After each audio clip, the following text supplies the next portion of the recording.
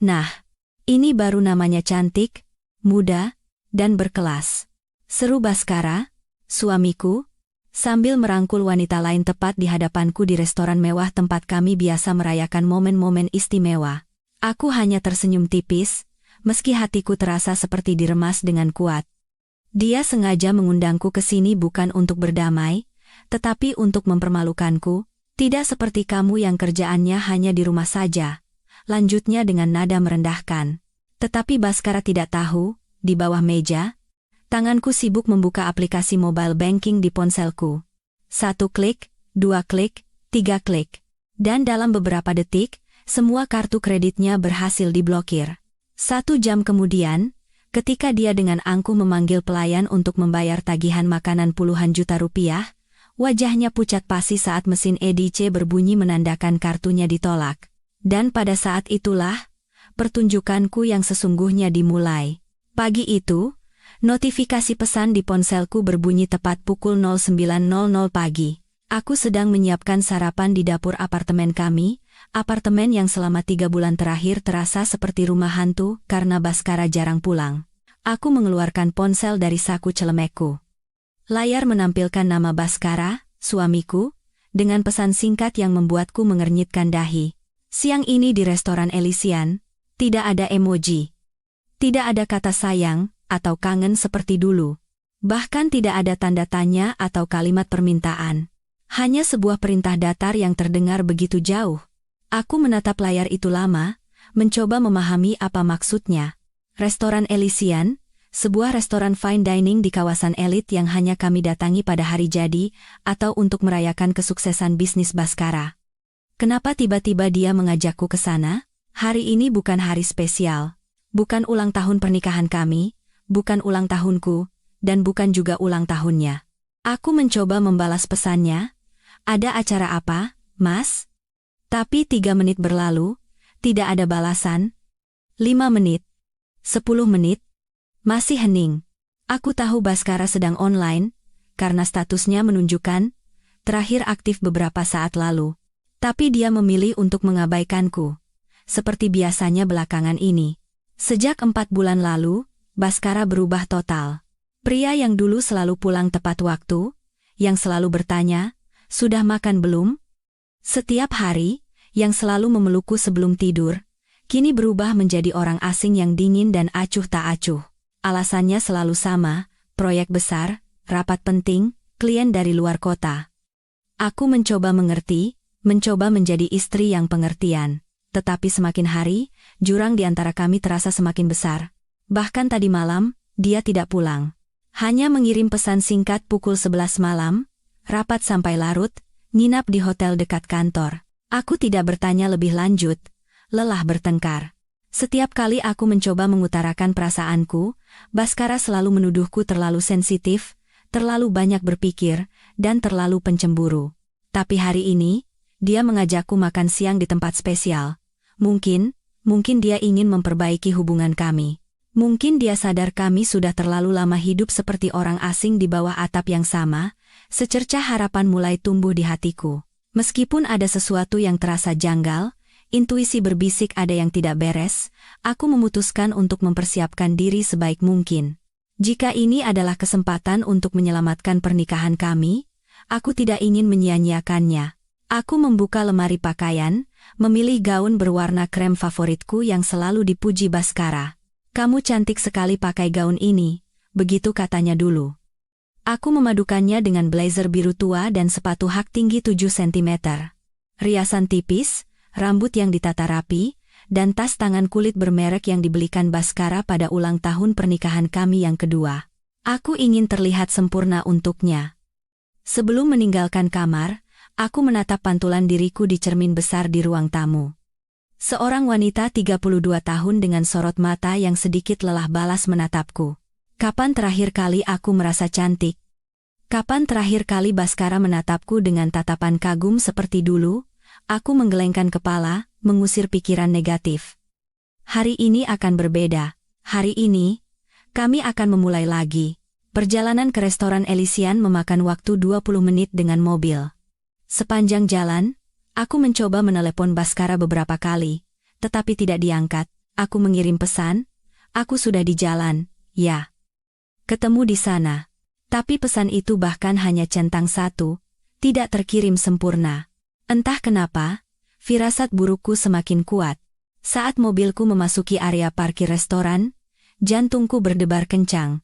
Restoran Elysian berdiri megah dengan arsitektur klasik Eropa, jendela-jendela besar dengan tirai beludru dan pintu kayu berukir mewah. Seorang petugas valet bergegas membukakan pintu untukku dengan sopan. "Selamat siang, Ibu. Selamat datang di Elysian." "Tribo." Aku melangkah masuk, disambut oleh aroma lilin aromaterapi dan alunan musik klasik yang lembut. Interior restoran ini selalu membuatku terkesan. Lampu gantung kristal besar menggantung di langit-langit, meja-meja ditutupi taplak putih bersih, kursi-kursi beludru yang mewah, dan rangkaian bunga segar di setiap sudut. Ini adalah tempat orang-orang kaya merayakan kesuksesan mereka, tempat di mana setiap hidangan adalah sebuah karya seni. "Selamat siang, Ibu. Apa sudah reservasi atas nama siapa?" Seorang resepsionis dengan gaun hitam elegan bertanya dengan senyum profesional. "Baskara." Jawabku. Dia memeriksa tablet di tangannya sebelum mengangguk. "Oh, Bapak Baskara sudah tiba. Silakan lewat sini." "Bu, sudah tiba?" Berarti dia datang lebih dulu. Mungkin dia benar-benar serius dengan makan siang ini. Mungkin dia sudah menyiapkan sesuatu yang istimewa. Harapan itu melonjak lagi, mengalahkan semua keraguan yang sempat ada. Kami berjalan melewati meja-meja, melewati para tamu yang berbincang dengan suara pelan sambil menikmati hidangan mereka. Lalu, aku melihatnya, Baskara duduk di meja sudut dekat jendela besar, tempat favorit kami dulu. Dia mengenakan kemeja putih lengan panjang dengan kancing manset emas yang pernah kubelikan, celana bahan hitam, dan jam tangan Swiss yang selalu dia banggakan. Tapi ada yang salah. Dia tidak sendirian, di sampingnya, duduk seorang wanita muda. Rambutnya panjang berwarna pirang abu-abu bergelombang, mengenakan gaun ketat berwarna merah menyala yang memperlihatkan lekuk tubuhnya dengan jelas. Perhiasan emas menghiasi leher, pergelangan tangan, dan jari-jarinya. Riasannya tebal lipstik merah terang, highlighter yang membuat pipinya berkilauan, dan bulu mata palsu yang dramatis. Dia tertawa pelan. Tangannya menyentuh lengan Baskara dengan gestur yang terlalu akrab untuk sekadar rekan kerja. Dan Baskara tersenyum. Senyum yang sudah lama tidak kulihat. Senyum yang dulu hanya untukku. Langkahku terhenti. Dadaku sesak, napasku tertahan. Resepsionis itu masih mempersilakan dengan tangannya ke arah meja itu, tapi aku tidak bisa bergerak. "Ibu?" panggil resepsionis itu dengan nada khawatir. Baskara mengangkat wajahnya, menatapku. Tidak ada sorot penyesalan, tidak ada keterkejutan atau kepanikan. Hanya tatapan datar, seolah kedatanganku adalah sesuatu yang sudah dia rencanakan. Seolah ini adalah bagian dari drama yang telah dia tulis. Dan saat itulah aku sadar. Ini bukan undangan untuk berdamai. Ini adalah undangan untuk dipermalukan. Aku memaksa kakiku untuk terus melangkah, meskipun setiap langkah terasa seperti berjalan di atas pecahan kaca. Resepsionis itu membawaku mendekati meja itu, meja yang dulu penuh dengan kenangan manis, kini telah berubah menjadi panggung eksekusi. Baskara tidak bangkit dari kursinya.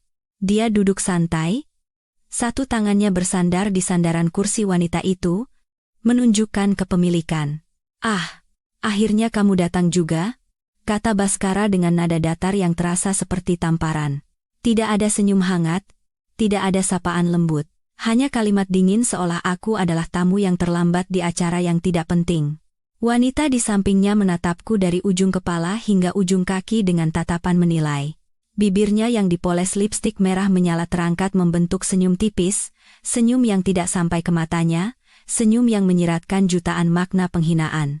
"Silakan duduk, Bu," kata resepsionis sambil menarik kursi di seberang mereka, posisi yang membuatku harus berhadapan langsung dengan pemandangan yang tidak ingin kulihat. Aku duduk perlahan, meletakkan tas tanganku di pangkuan. Tanganku mencengkeram gagang tas itu erat-erat, seolah itulah satu-satunya hal yang menahanku agar tidak hancur di sini. "Anjani, ini Bella," kata Baskara dengan nada formal, seperti memperkenalkan rekan kerja baru. "Bella, ini Anjani, istriku."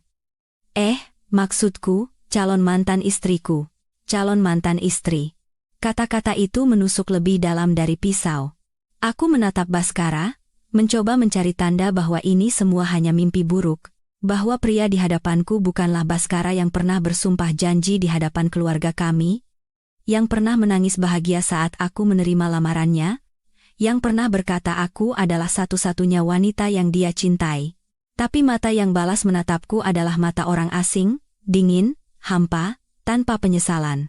"Halo, Mbak Anjani," sapa Bella dengan suara yang dibuat-buat manis, sedikit sengau. "Sering dengar cerita Mbak dari Mas Baskara. Senang deh akhirnya bisa ketemu langsung." "Anderan pasar. Sering dengar dari Baskara? Berarti mereka sering membicarakanku.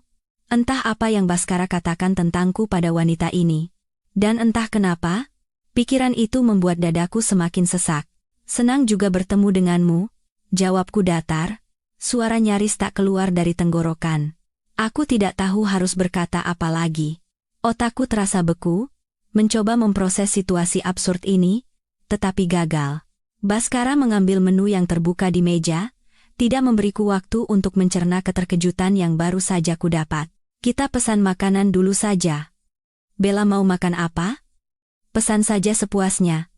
Hari ini aku yang traktir." Bella tertawa kecil, tangannya menyentuh lengan Baskara dengan manja.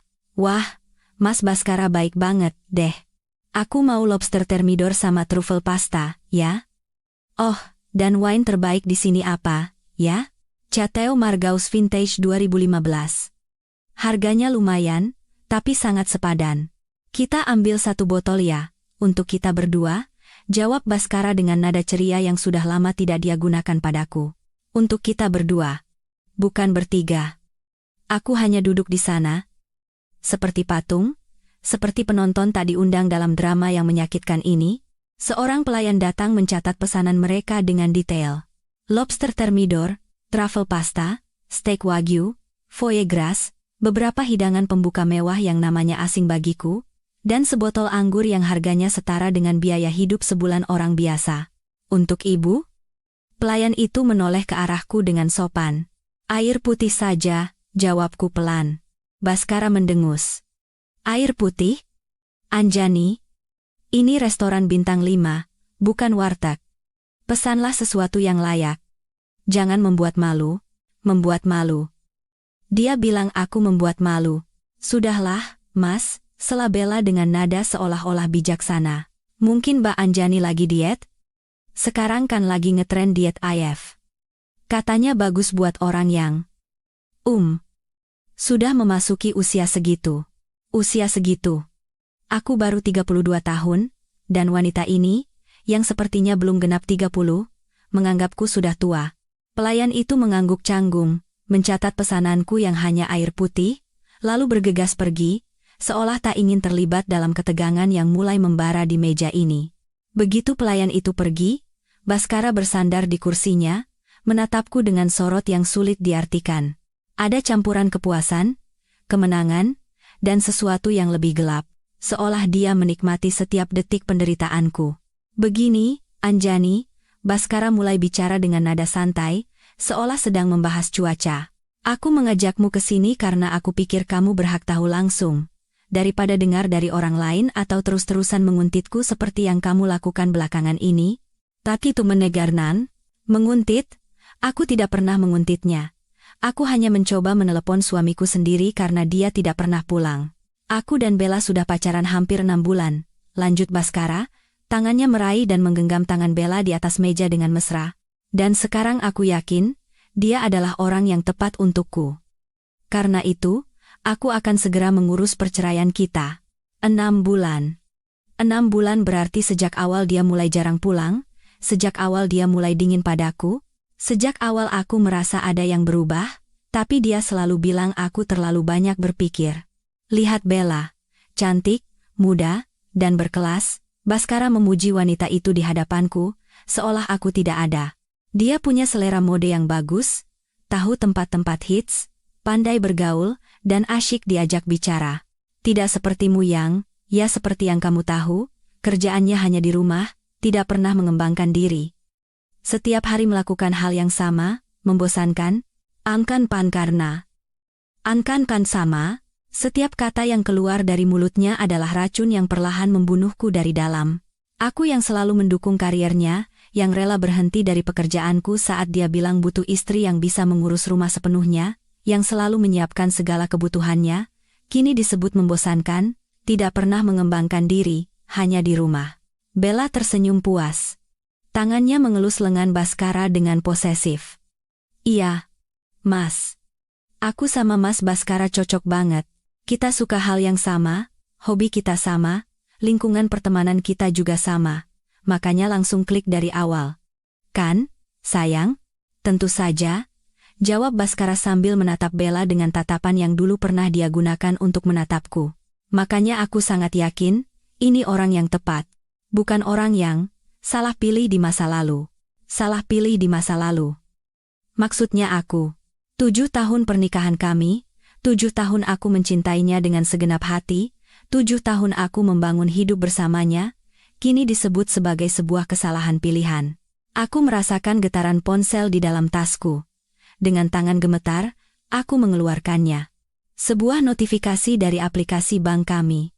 Rekening gabungan yang kami buka untuk dana keluarga, untuk masa depan kami, untuk anak yang kami rencanakan. Saldo di dalamnya juga hasil dari jerih payahku. Tabungan bertahun-tahun yang kami kumpulkan bersama. Dan pada saat itu, sesuatu dalam diriku berubah. Bukan lagi kesedihan yang kurasakan, bukan lagi rasa sakit yang mendominasi, tapi sesuatu yang lebih dingin, lebih tajam, kemarahan yang perlahan membara menjadi sebuah tekad. Aku memandang Baskara dan Bella yang sedang tertawa bersama, merencanakan masa depan mereka seolah aku hanyalah penonton tak penting. Aku melihat betapa mudahnya Baskara mencampakkanku setelah semua yang kuberikan. Aku melihat bagaimana Bella menatapku dengan pandangan menghina, seolah aku adalah barang usang tak berguna. Dan aku memutuskan. Aku tidak akan menangis di sini. Aku tidak akan memberi mereka kepuasan melihatku hancur. Aku akan membuat mereka menyesal. Perlahan, aku membuka tas tanganku di pangkuan, berhati-hati agar tidak ada yang melihat. Jari-jariku membuka aplikasi bank. Layar menampilkan dashboard dengan rekening gabungan kami yang saldonya cukup untuk membuat siapapun tersenyum hasil dari investasi, bonus Baskara, dan uang dari pekerjaanku sebelum berhenti. Aku memandang 2 orang di hadapanku yang masih sibuk dengan dunia mereka. Lalu, dengan satu tarikan napas dalam, aku mulai mengetik, dan pertunjukan yang sesungguhnya baru saja dimulai. Pelayan datang membawakan nampan besar berisi hidangan pembuka pertama mereka. Foie gras yang disajikan dengan indah, dihiasi serpihan emas yang bisa dimakan dan saus reduksi beri yang berkilauan di bawah cahaya lampu gantung. Aromanya harum, penampilannya sempurna, seperti karya seni yang terlalu indah untuk dimakan. Tapi bagiku, semuanya terasa hambar. Wow, sudah datang. Bella bertepuk tangan pelan dengan antusias, matanya berbinar melihat hidangan mewah di hadapannya. Mas Baskara, kamu tahu banget kesukaanku.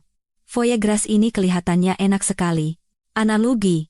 Baskara tersenyum lebar, membusungkan dada dengan bangga. Tentu saja. Aku hafal seleramu. Tidak seperti sebagian orang yang sudah 7 tahun bersama tapi masih tidak mengerti apa yang aku mau. Dia melirikku saat mengucapkan kalimat terakhir, sebuah sindiran tajam yang ditujukan padaku. Aku hanya menatap gelas air putih di hadapanku, mencoba menjaga ekspresi wajahku tetap datar meskipun badai sedang mengamuk di dalam hati. Cicipi. Sayang. Bella menggunakan garpu kecil untuk menyuapi Baskara. Gestur mesra itu begitu terbuka seolah aku tidak ada di sana. Baskara membuka mulutnya menerima suapan itu, sambil menatap Bella dengan tatapan yang membuatku mual. Enak sekali, puji Baskara setelah menelannya. Nah, lihat. Ini baru namanya wanita yang perhatian, menyuapi, merawat.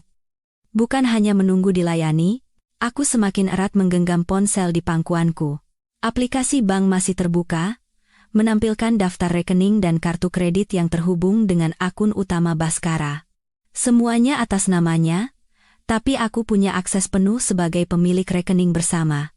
Hak yang dia berikan sendiri bertahun-tahun lalu, saat kami masih bahagia, saat dia masih mempercayaiku sepenuhnya. Mbak Anjani. Bella tiba-tiba mengalihkan perhatiannya padaku. Suaranya dibuat ramah, tapi matanya menyiratkan senyum mengejek. Aku penasaran. Deh, selama ini di rumah, Mbak ngapain aja, ya? Maksudku, Mas Baskara kerja dari pagi sampai malam, pasti capek banget. Terus pas pulang, enggak ada yang ngertiin dia. Jadi sekarang aku yang salah. Aku yang menjaga rumah tetap bersih setiap hari, menyiapkan makanan, mengurus semua kebutuhan Baskara. Sekarang disebut tidak mengerti dia. Bella, jangan begitu, kata Baskara dengan nada seolah membela, tapi aku tahu itu hanya sandiwara. Anjani sudah berusaha, kok, tapi usahanya tidak cukup untukku. Aku butuh lebih dari sekadar istri ibu rumah tangga yang cuma bisa masak dan bersih-bersih. Oh, begitu. Bella mengangguk seolah sangat paham. Pantas saja Mas Baskara suka stres. Soalnya di rumah enggak ada yang bisa diajak ngobrol tentang hal-hal yang lebih berbobot, ya. Makanya dia nyaman sama aku, karena aku bisa ngobrol apa saja sama dia. Soal bisnis, investasi, liburan, semua yang lebih dewasa dan berkelas. Berkelas. Kata itu keluar lagi dari mulutnya. Wanita yang duduk di sana dengan gaun merah yang terlalu ketat, perhiasan yang terlalu banyak, dan riasan yang terlalu menor, berbicara tentang kelas kepadaku. Pelayan kembali datang, kali ini dengan hidangan utama mereka. Lobster thermidor dengan saus yang masih panas, truffle pasta yang ditaburi keju parmesan berkualitas, dan steak wagyu yang dipotong sempurna dengan tingkat kematangan medium rare. Setiap hidangan disajikan dengan elegan, dihiasi microgreens dan saus yang dilukis artistik. Semua ini hanya untuk kalian berdua? Akhirnya aku angkat bicara, tak tahan lagi. Baskara menatapku heran. Kenapa? Kamu mau? Oh, maaf. Katanya tadi cuma mau air putih. Lagi pula, ini uangku. Aku mau traktir siapapun, itu urusanku. Oh, maaf. Dia bilang itu uangnya. Padahal separuh dari uang di rekening gabungan itu adalah hasil kerjaku sebelum berhenti. Separuh dari investasi yang kami bangun juga berasal dari ide dan kontribusiku. Tapi sekarang, semuanya diklaim sebagai miliknya sendiri. Benar juga, Mas, tambah Bella sambil memotong lobsternya dengan anggun. Lagi pula, Mbak Anjani kan mungkin lagi menjaga bentuk badan. Kalau sudah usia segini, kan harus ekstra perhatian sama penampilan. Apalagi kalau sudah mulai kendur di sana-sini. Dia tidak menyelesaikan kalimatnya, tapi maknanya sangat jelas. Sebuah penghinaan yang dibungkus dengan kata-kata yang terdengar seperti kepedulian. Taktik klasik para perebut. Bella, kamu ini cerdas sekali, ya? Baskara tertawa kecil. Bicaranya diplomatis tapi tepat sasaran. Ini baru namanya wanita pintar. Tidak seperti yang hanya bisa dia merajuk kalau ada masalah. Keduanya tertawa. Tawa yang membuat tamu di meja sebelah menoleh. Aku bisa merasakan tatapan penasaran mereka dan bisikan-bisikan yang mulai terdengar. Tapi Baskara dan Bella tidak peduli, atau mungkin mereka justru suka menjadi pusat perhatian. Di bawah meja, jariku mulai bergerak. Aku membuka menu transfer di aplikasi bank. Memasukkan nomor rekening pribadiku yang tidak diketahui Baskara. Rekening yang diam-diam kubuka 3 bulan lalu saat mulai merasa pernikahan kami bermasalah. Total saldo di rekening gabungan, 2,5 miliar rupiah, angka yang tidak sedikit. Hasil kerja keras bertahun-tahun, berbagai bonus Baskara, dan uang dari penjualan mobil lamaku. Tanganku sedikit gemetar saat mengetik jumlah yang akan ditransfer. Tapi aku tidak peduli lagi, mereka ingin bermain game? Baiklah, aku akan bermain. Mas Baskara, panggil Bella tiba-tiba dengan nada manja. Nanti habis makan, kita ke mall, ya? Aku mau lihat tas di butik yang pernah Mas bilang bagus itu. Katanya ada koleksi limited edition baru. Tentu saja, sayang, jawab Baskara tanpa ragu. Kamu mau beli berapapun boleh. Anggap saja hadiah dariku karena kamu sudah sabar menemaniku selama ini.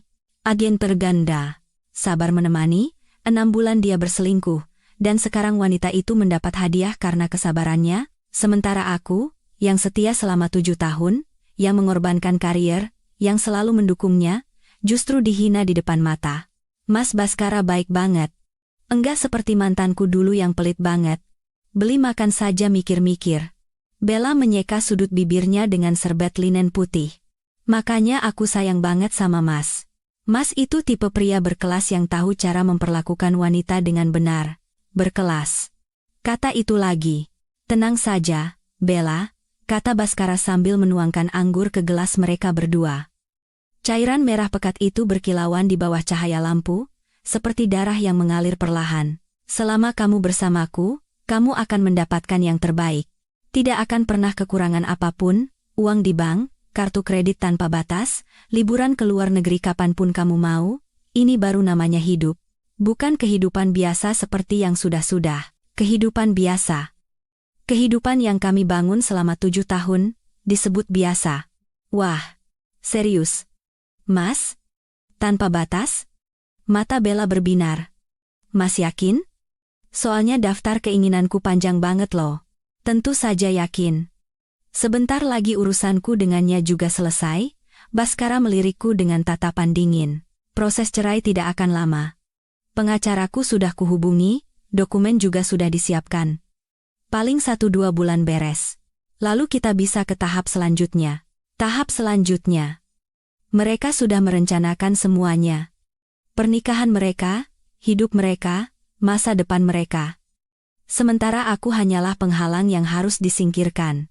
Anjani, Baskara memanggilku dengan nada seolah dia pihak yang paling rasional di sini. Aku harap kamu kooperatif dalam proses perceraian ini, ya. Jangan dibuat rumit. Kamu ambil rumah dan mobil yang kamu pakai sekarang.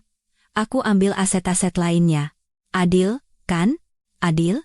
Rumah yang harganya tidak sampai 2 miliar, sementara dia akan mengambil apartemen investasi, saham, deposito, dan semua aset lain yang nilainya puluhan miliar. Atau kamu mau uang kompensasi? Oke. Aku kasih 2 miliar. Cukup untukmu hidup beberapa tahun ke depan. Anggap saja ucapan terima kasih karena sudah pernah menjadi istriku selama 7 tahun, meskipun tidak terlalu membanggakan. 2 miliar. Dia pikir 7 tahun hidupku hanya bernilai 2 miliar rupiah? Bella mencondongkan tubuh ke arah Baskara, berbisik tapi cukup keras untuk kudengar. Sayang, kamu baik sekali masih mau kasih kompensasi sebesar itu. Kalau aku, sih, kasih 500 juta saja cukup. Kan dia juga enggak ada gunanya selain jadi ibu rumah tangga biasa. Keduanya tertawa lagi, tawa yang menghancurkan sisa-sisa harapan di hatiku. Aku sudah cukup mendengar. Aku sudah cukup sabar. Jariku menekan tombol transfer di layar ponsel. 2,5 miliar rupiah keluar dari rekening gabungan, masuk ke rekening pribadiku. Notifikasi konfirmasi muncul, transfer berhasil, kemudian, aku membuka menu kartu kredit. 5 kartu kredit tambahan atas nama Baskara, semuanya terhubung ke rekening utama yang aku kelola, dengan limit gabungan hampir 1 miliar rupiah. Kartu yang dia gunakan untuk semua transaksi mewahnya, termasuk makan siang ini. Perlahan, aku memblokir kartu-kartu itu satu persatu. Klik. Kartu berakhiran 4521 berhasil diblokir. Klik. Kartu berakhiran 7834 berhasil diblokir. Klik. Kartu berakhiran 2156 berhasil diblokir. Klik. Kartu berakhiran 9807 berhasil diblokir. Klik. Kartu berakhiran 3342 berhasil diblokir. Selesai. Aku mengangkat wajah, menatap pasangan di hadapanku yang masih menikmati makanan mereka, merencanakan kehidupan mewah mereka, dan menertawakanku. Lalu aku tersenyum, senyum tipis yang tulus untuk pertama kalinya sejak aku duduk di sini. Selamat, ya? Kataku dengan suara tenang. Selamat untuk kalian berdua. Semoga bahagia. Aku bangkit dari kursi, mengambil tas tanganku dengan anggun, memastikan setiap gerakanku terlihat tenang dan berkelas, jauh lebih berkelas daripada wanita bergaun merah menyala yang duduk di seberangku. Mau kemana? Tanya Baskara dengan nada acuh, bahkan tidak mengangkat wajah dari piringnya. Pulang, jawabku singkat. Selamat menikmati makan siangnya, ya. Oh, sepertinya pesanan kalian belum lengkap. Tadi pelayan bilang masih ada hidangan penutup dan sebotol wine lagi. Pesan saja semua yang kalian mau, hari ini kan hari yang spesial? Bella menatapku bingung. Kenapa tiba-tiba aku bersikap baik? Aku hanya tersenyum lagi, lalu berbalik dan berjalan pergi. Dengan kepala tegak, punggung lurus, dan hati yang terasa sedikit lebih ringan untuk pertama kalinya dalam beberapa bulan terakhir. Karena aku tahu, 1 jam dari sekarang, pertunjukan yang sesungguhnya akan dimulai. Dan aku tidak sabar melihat wajah mereka saat dunia mereka akan runtuh. Aku berjalan melewati meja-meja dengan langkah tenang, meskipun jantungku berdebar kencang di dalam dada. Setiap langkah menjauh dari meja itu terasa seperti sebuah pembebasan, seperti melepaskan beban berat yang menindih pundakku selama ini. Beberapa tamu melirik ke arahku, mungkin menyadari ada sesuatu yang tidak beres terjadi di meja sudut itu. Tapi aku tidak peduli. Aku terus berjalan dengan kepala tegak. Resepsionis yang mengantarku tadi berdiri di dekat pintu masuk. Wajahnya menunjukkan kekhawatiran saat melihatku. "Ibu, ada yang bisa saya bantu?" Tanyanya dengan hati-hati. "Tidak apa-apa, terima kasih," jawabku sambil tersenyum tipis. "Semuanya baik-baik saja. Aku hanya butuh udara segar sebentar." "Annie." "Annimu?" Dia mengangguk, meskipun masih terlihat ragu. Aku melangkah keluar dari restoran, disambut angin sore yang sejuk. Petugas valet bergegas menawarkan untuk mengambilkan mobilku, tapi aku menggeleng pelan. "Sebentar lagi, Pak. Saya tunggu di sini dulu."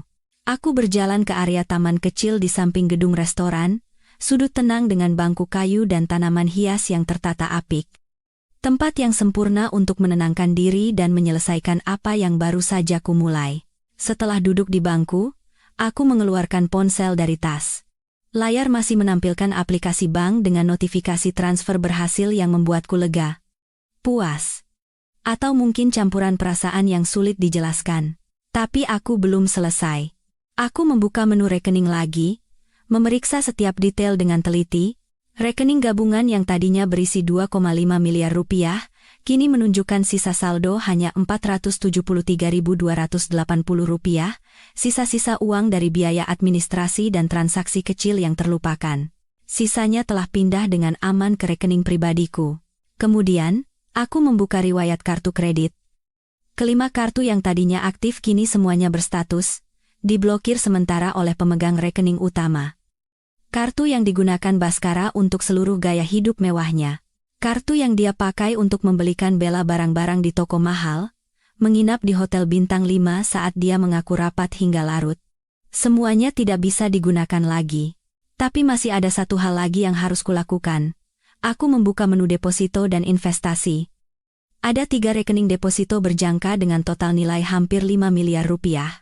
Deposito yang kami buat bersama untuk masa depan kami, begitu katanya dulu, dan ada juga akun investasi saham yang nilainya fluktuatif, tapi rata-rata sekitar 3,5 miliar rupiah. Sebagai pemilik rekening bersama, aku punya hak untuk melakukan penarikan darurat, fitur yang kami aktifkan bertahun-tahun lalu untuk berjaga-jaga jika ada kebutuhan mendesak. Menurutku, inilah kebutuhan yang paling mendesak. Aku memulai proses pencairan deposito pertama. Sistem meminta konfirmasi dengan mengirimkan kode OTP ke nomor ponselku, nomor yang terdaftar sebagai kontak utama. Kode masuk, aku memasukkannya, dan proses pun dimulai. Permintaan pencairan deposito sedang diproses. Dana diperkirakan masuk dalam 1 kali 24 jam. Sempurna. Aku melanjutkannya dengan rekening kedua dan ketiga. Prosesnya sama. Dalam beberapa menit, seluruh dana deposito kami masuk dalam antrean pencairan. Baskara tidak akan tahu sampai dia memeriksanya sendiri, dan saat itu, semuanya sudah terlambat.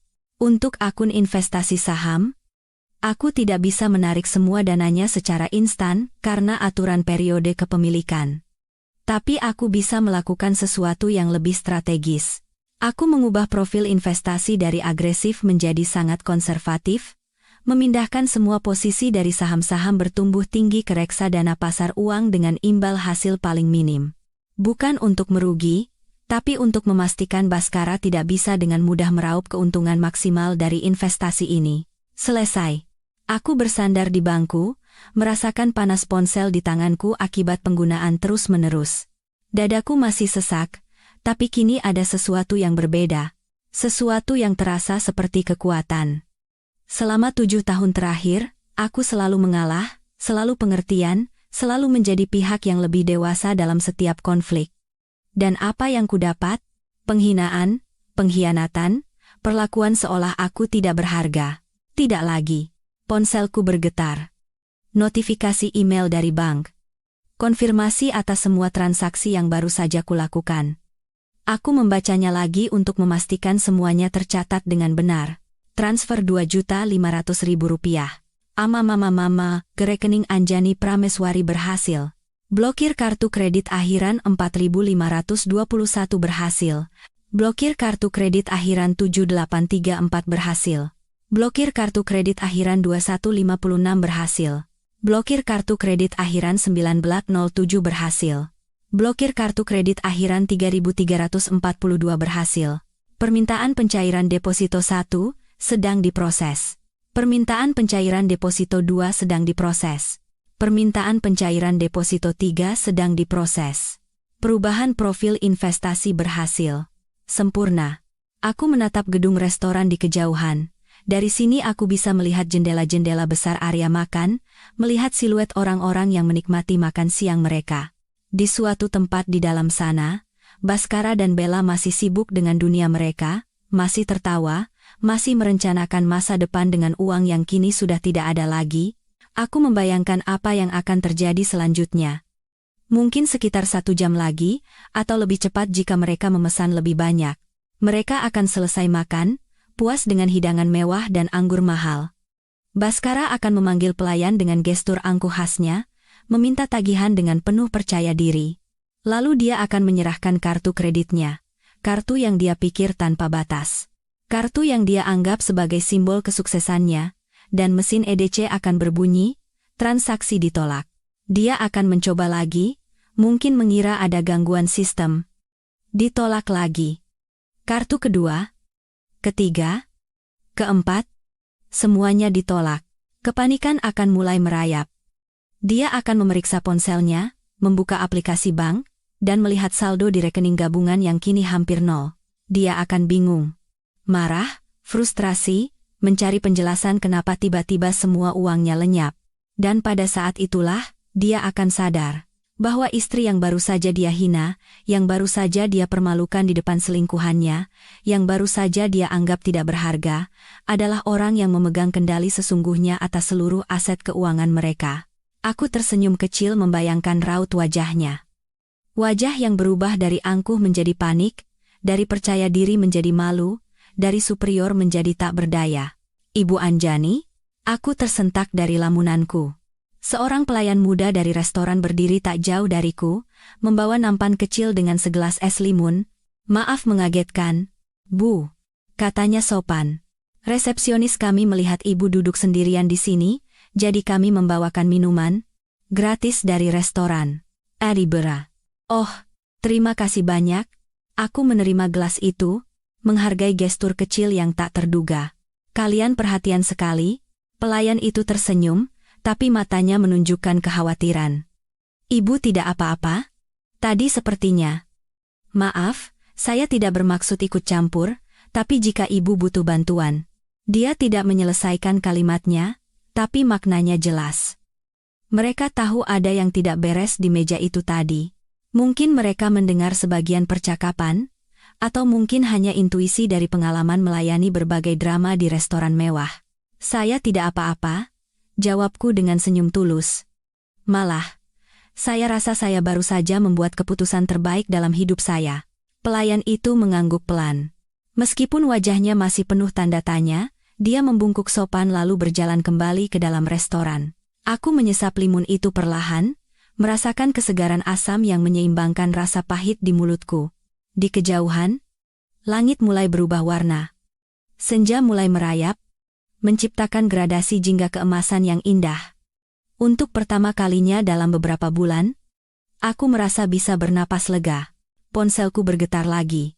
Kali ini pesan dari Baskara. Kamu kemana? Pulang duluan? Ya sudah. Singkat. Dingin. Tidak ada pertanyaan apakah aku baik-baik saja. Tidak ada rasa bersalah atas apa yang baru saja dia lakukan. Hanya pesan datar yang menegaskan betapa aku sudah tidak berarti lagi baginya. Aku tidak membalas. Kubiarkan dia menikmati sisa waktu berharganya bersama Bella. Kubiarkan mereka tertawa, berbicara, merencanakan kehidupan mewah mereka. Kubiarkan Baskara merasa seperti pemenang, seperti pria sukses yang bisa mencampakkan istrinya dan mendapatkan wanita yang lebih muda dan lebih baik. Karena kurang dari 1 jam lagi, kenyataan akan menampar wajah mereka dengan keras. Dan aku akan duduk di sini, menikmati es limunku, sambil menunggu pertunjukan dimulai. Ponsel yang kusimpan kembali ke dalam tas tidak akan menerima panggilan atau pesan darurat dari Baskara, karena aku sudah mematikan notifikasi khusus darinya. Biarkan dia panik sendirian, biarkan dia merasakan bagaimana rasanya tidak punya siapa-siapa saat butuh bantuan, seperti yang kurasakan selama ini. Aku menghabiskan limunku hingga tetes terakhir, lalu bangkit dari bangku. Petugas valet masih berdiri di posnya, dan segera menghampiri begitu melihatku bangkit. "Mobil saya, Pak?" kataku sambil menyerahkan tiket parkir. "Siap, Bu. Mohon ditunggu sebentar." Sambil menunggu, aku melirik ke arah restoran sekali lagi. Jendela-jendela besar itu kini memantulkan cahaya senja, menciptakan efek kilau keemasan yang indah namun menyilaukan, membuatku tak bisa melihat dengan jelas apa yang terjadi di dalam. Tapi tak apa, aku tidak perlu melihat. Karena aku tahu persis apa yang akan terjadi. Dan untuk pertama kalinya dalam 7 tahun pernikahan ini, akulah yang memegang kendali, akulah yang menentukan akhir cerita. Mobilku tiba. Aku masuk dengan anggun, menutup pintu pelan. Sebelum melaju, aku melirik gedung restoran itu sekali lagi. Gedung yang pernah menyimpan kenangan manis, kini menjadi saksi bisu runtuhnya sebuah pernikahan yang telah lama rapuh. "Selamat menikmati makan siangnya, Baskara," bisikku pelan diiringi senyuman.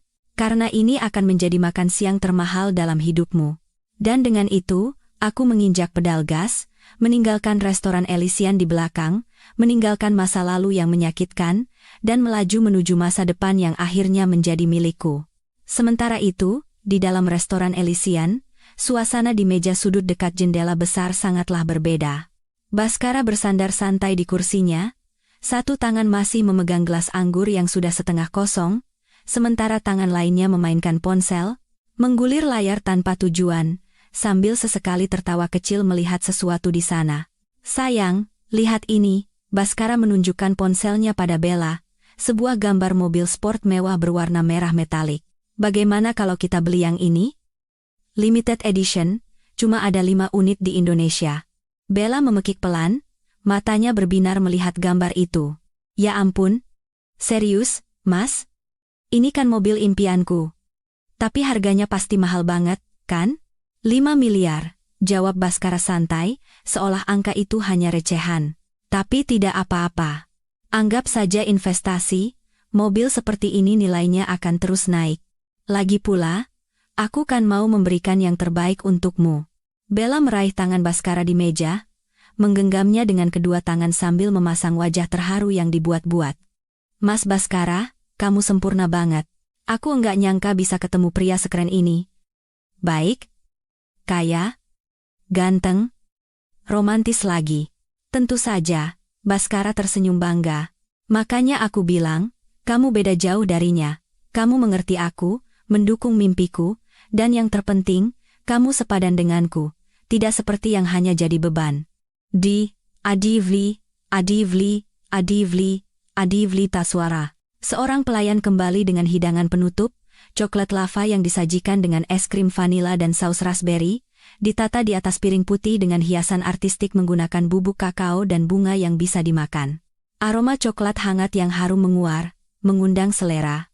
"Ini hidangan penutup favorit saya, Pak," kata pelayan itu sopan. "Pastry chef kami membuatnya segar, jadi lavanya masih meleleh sempurna." "Luar biasa," Baskara mengangguk puas. "Oh, anggurnya sudah mau habis. Bawa 1 botol lagi, ya." "Sama seperti tadi, Cateu Margau 2015. Pelayan itu sedikit ragu. 1 botol anggur itu harganya hampir 15 juta rupiah. 2 botol berarti 30 juta hanya untuk anggur. Tapi melihat keyakinan Baskara yang tinggi, dia hanya bisa mengangguk. "Baik, Pak. Segera saya siapkan." Begitu pelayan itu pergi, Bella menggunakan sendok untuk memotong kue lava, dan coklat cair pun mengalir keluar dengan sempurna. "Wah, enak banget, sayang. Kamu harus coba." "And come?" Baskara membuka mulut menerima suapan dari Bella, menatap mata wanita itu dengan penuh gairah. Enak.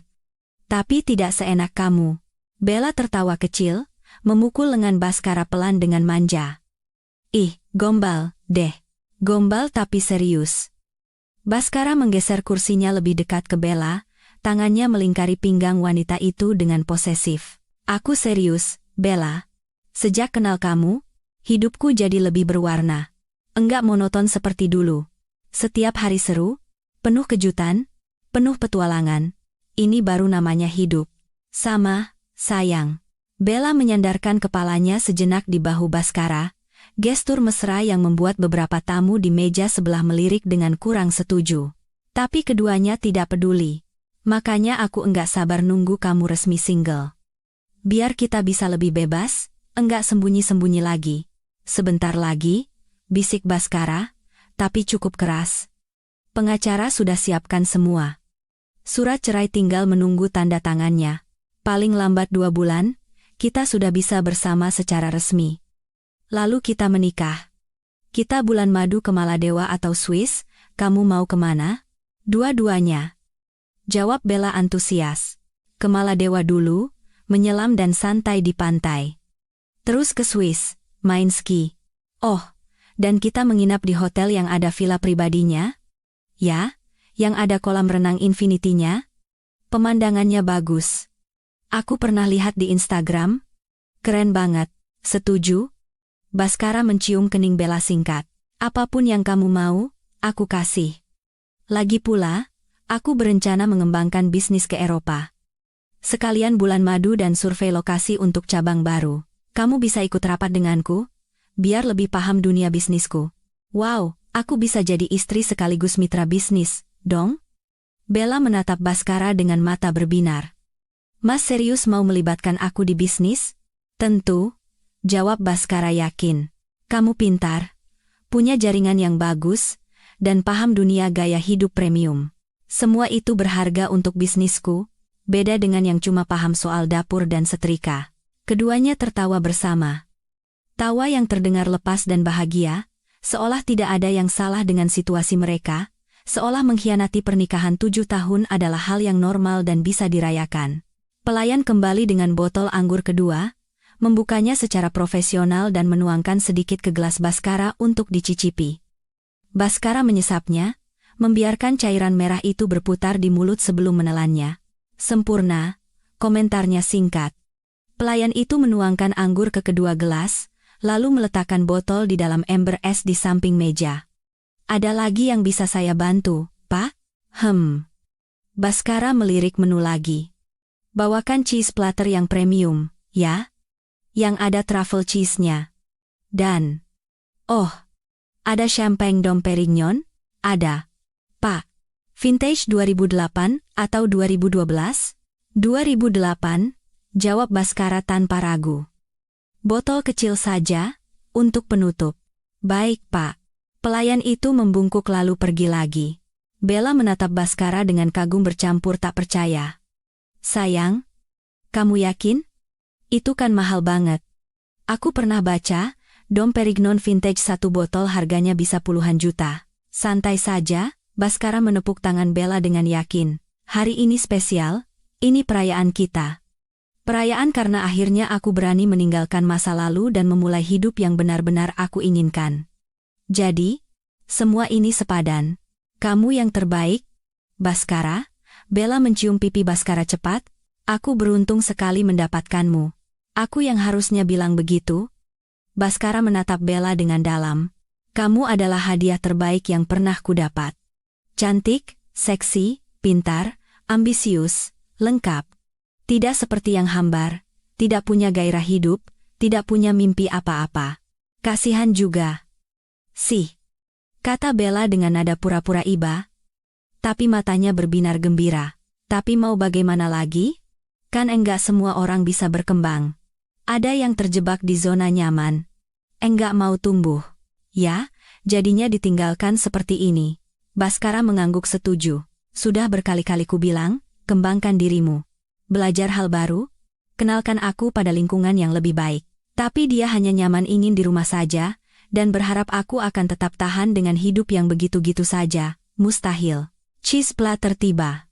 Sebuah nampan kayu besar yang penuh dengan berbagai macam keju premium dari berbagai negara, ditata artistik bersama biskuit, buah kering, madu, dan tentu saja, truffle cheese yang harganya selangit, aromanya kuat dan khas. Nah, ini dia. Baskara mengambil sepotong truffle cheese, meletakkannya di atas biskuit, lalu menyuapkannya ke mulut Bella. Coba ini.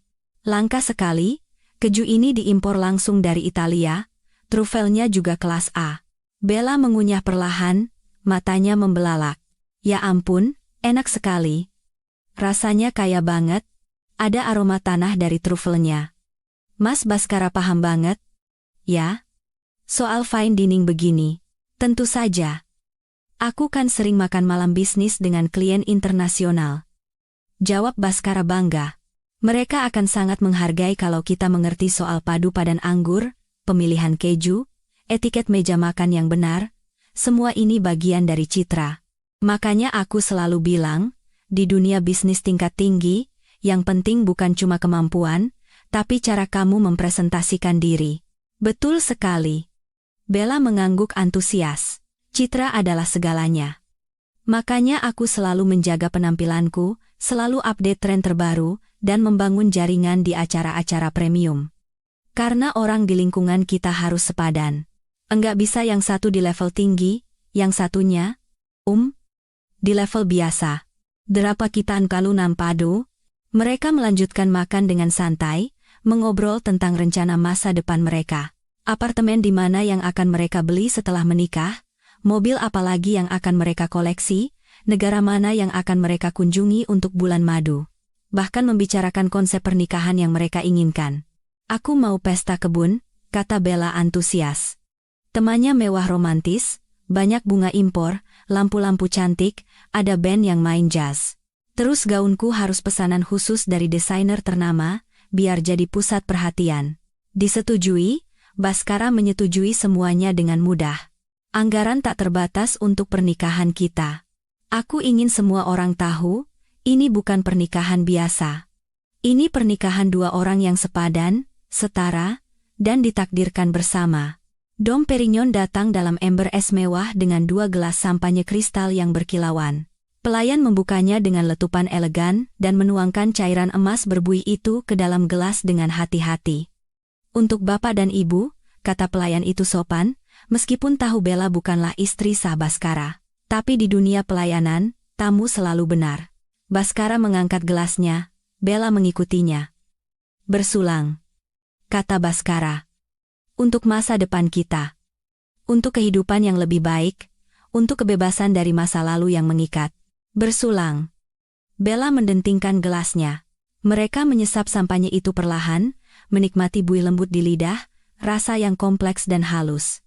Sampanye yang harganya setara gaji sebulan seorang karyawan biasa, sempurna. Baskara memejamkan mata sejenak, menikmati momen itu. Ini baru namanya hidup. Ini baru namanya kemenangan. Bella tersenyum puas, tangannya kembali menggenggam tangan Baskara di meja. Di sekitar mereka, restoran mulai ramai dengan tamu untuk makan malam. Musik live mulai bermain, alunan piano klasik yang lembut menciptakan suasana romantis yang sempurna. Bagi Baskara dan Bella, ini adalah puncak kebahagiaan. Mereka merasa menang, merasa bebas, merasa masa depan cerah ada di hadapan mereka. Mereka tidak tahu bahwa kurang dari 30 menit lagi, dunia mereka akan runtuh. Dan keruntuhan itu akan terjadi di tempat yang sama, di restoran mewah ini, di hadapan semua tamu, di hadapan para pelayan yang sama yang kini melayani mereka dengan hormat. Tapi untuk saat ini, mereka masih terhanyut dalam euforia kemenangan palsu.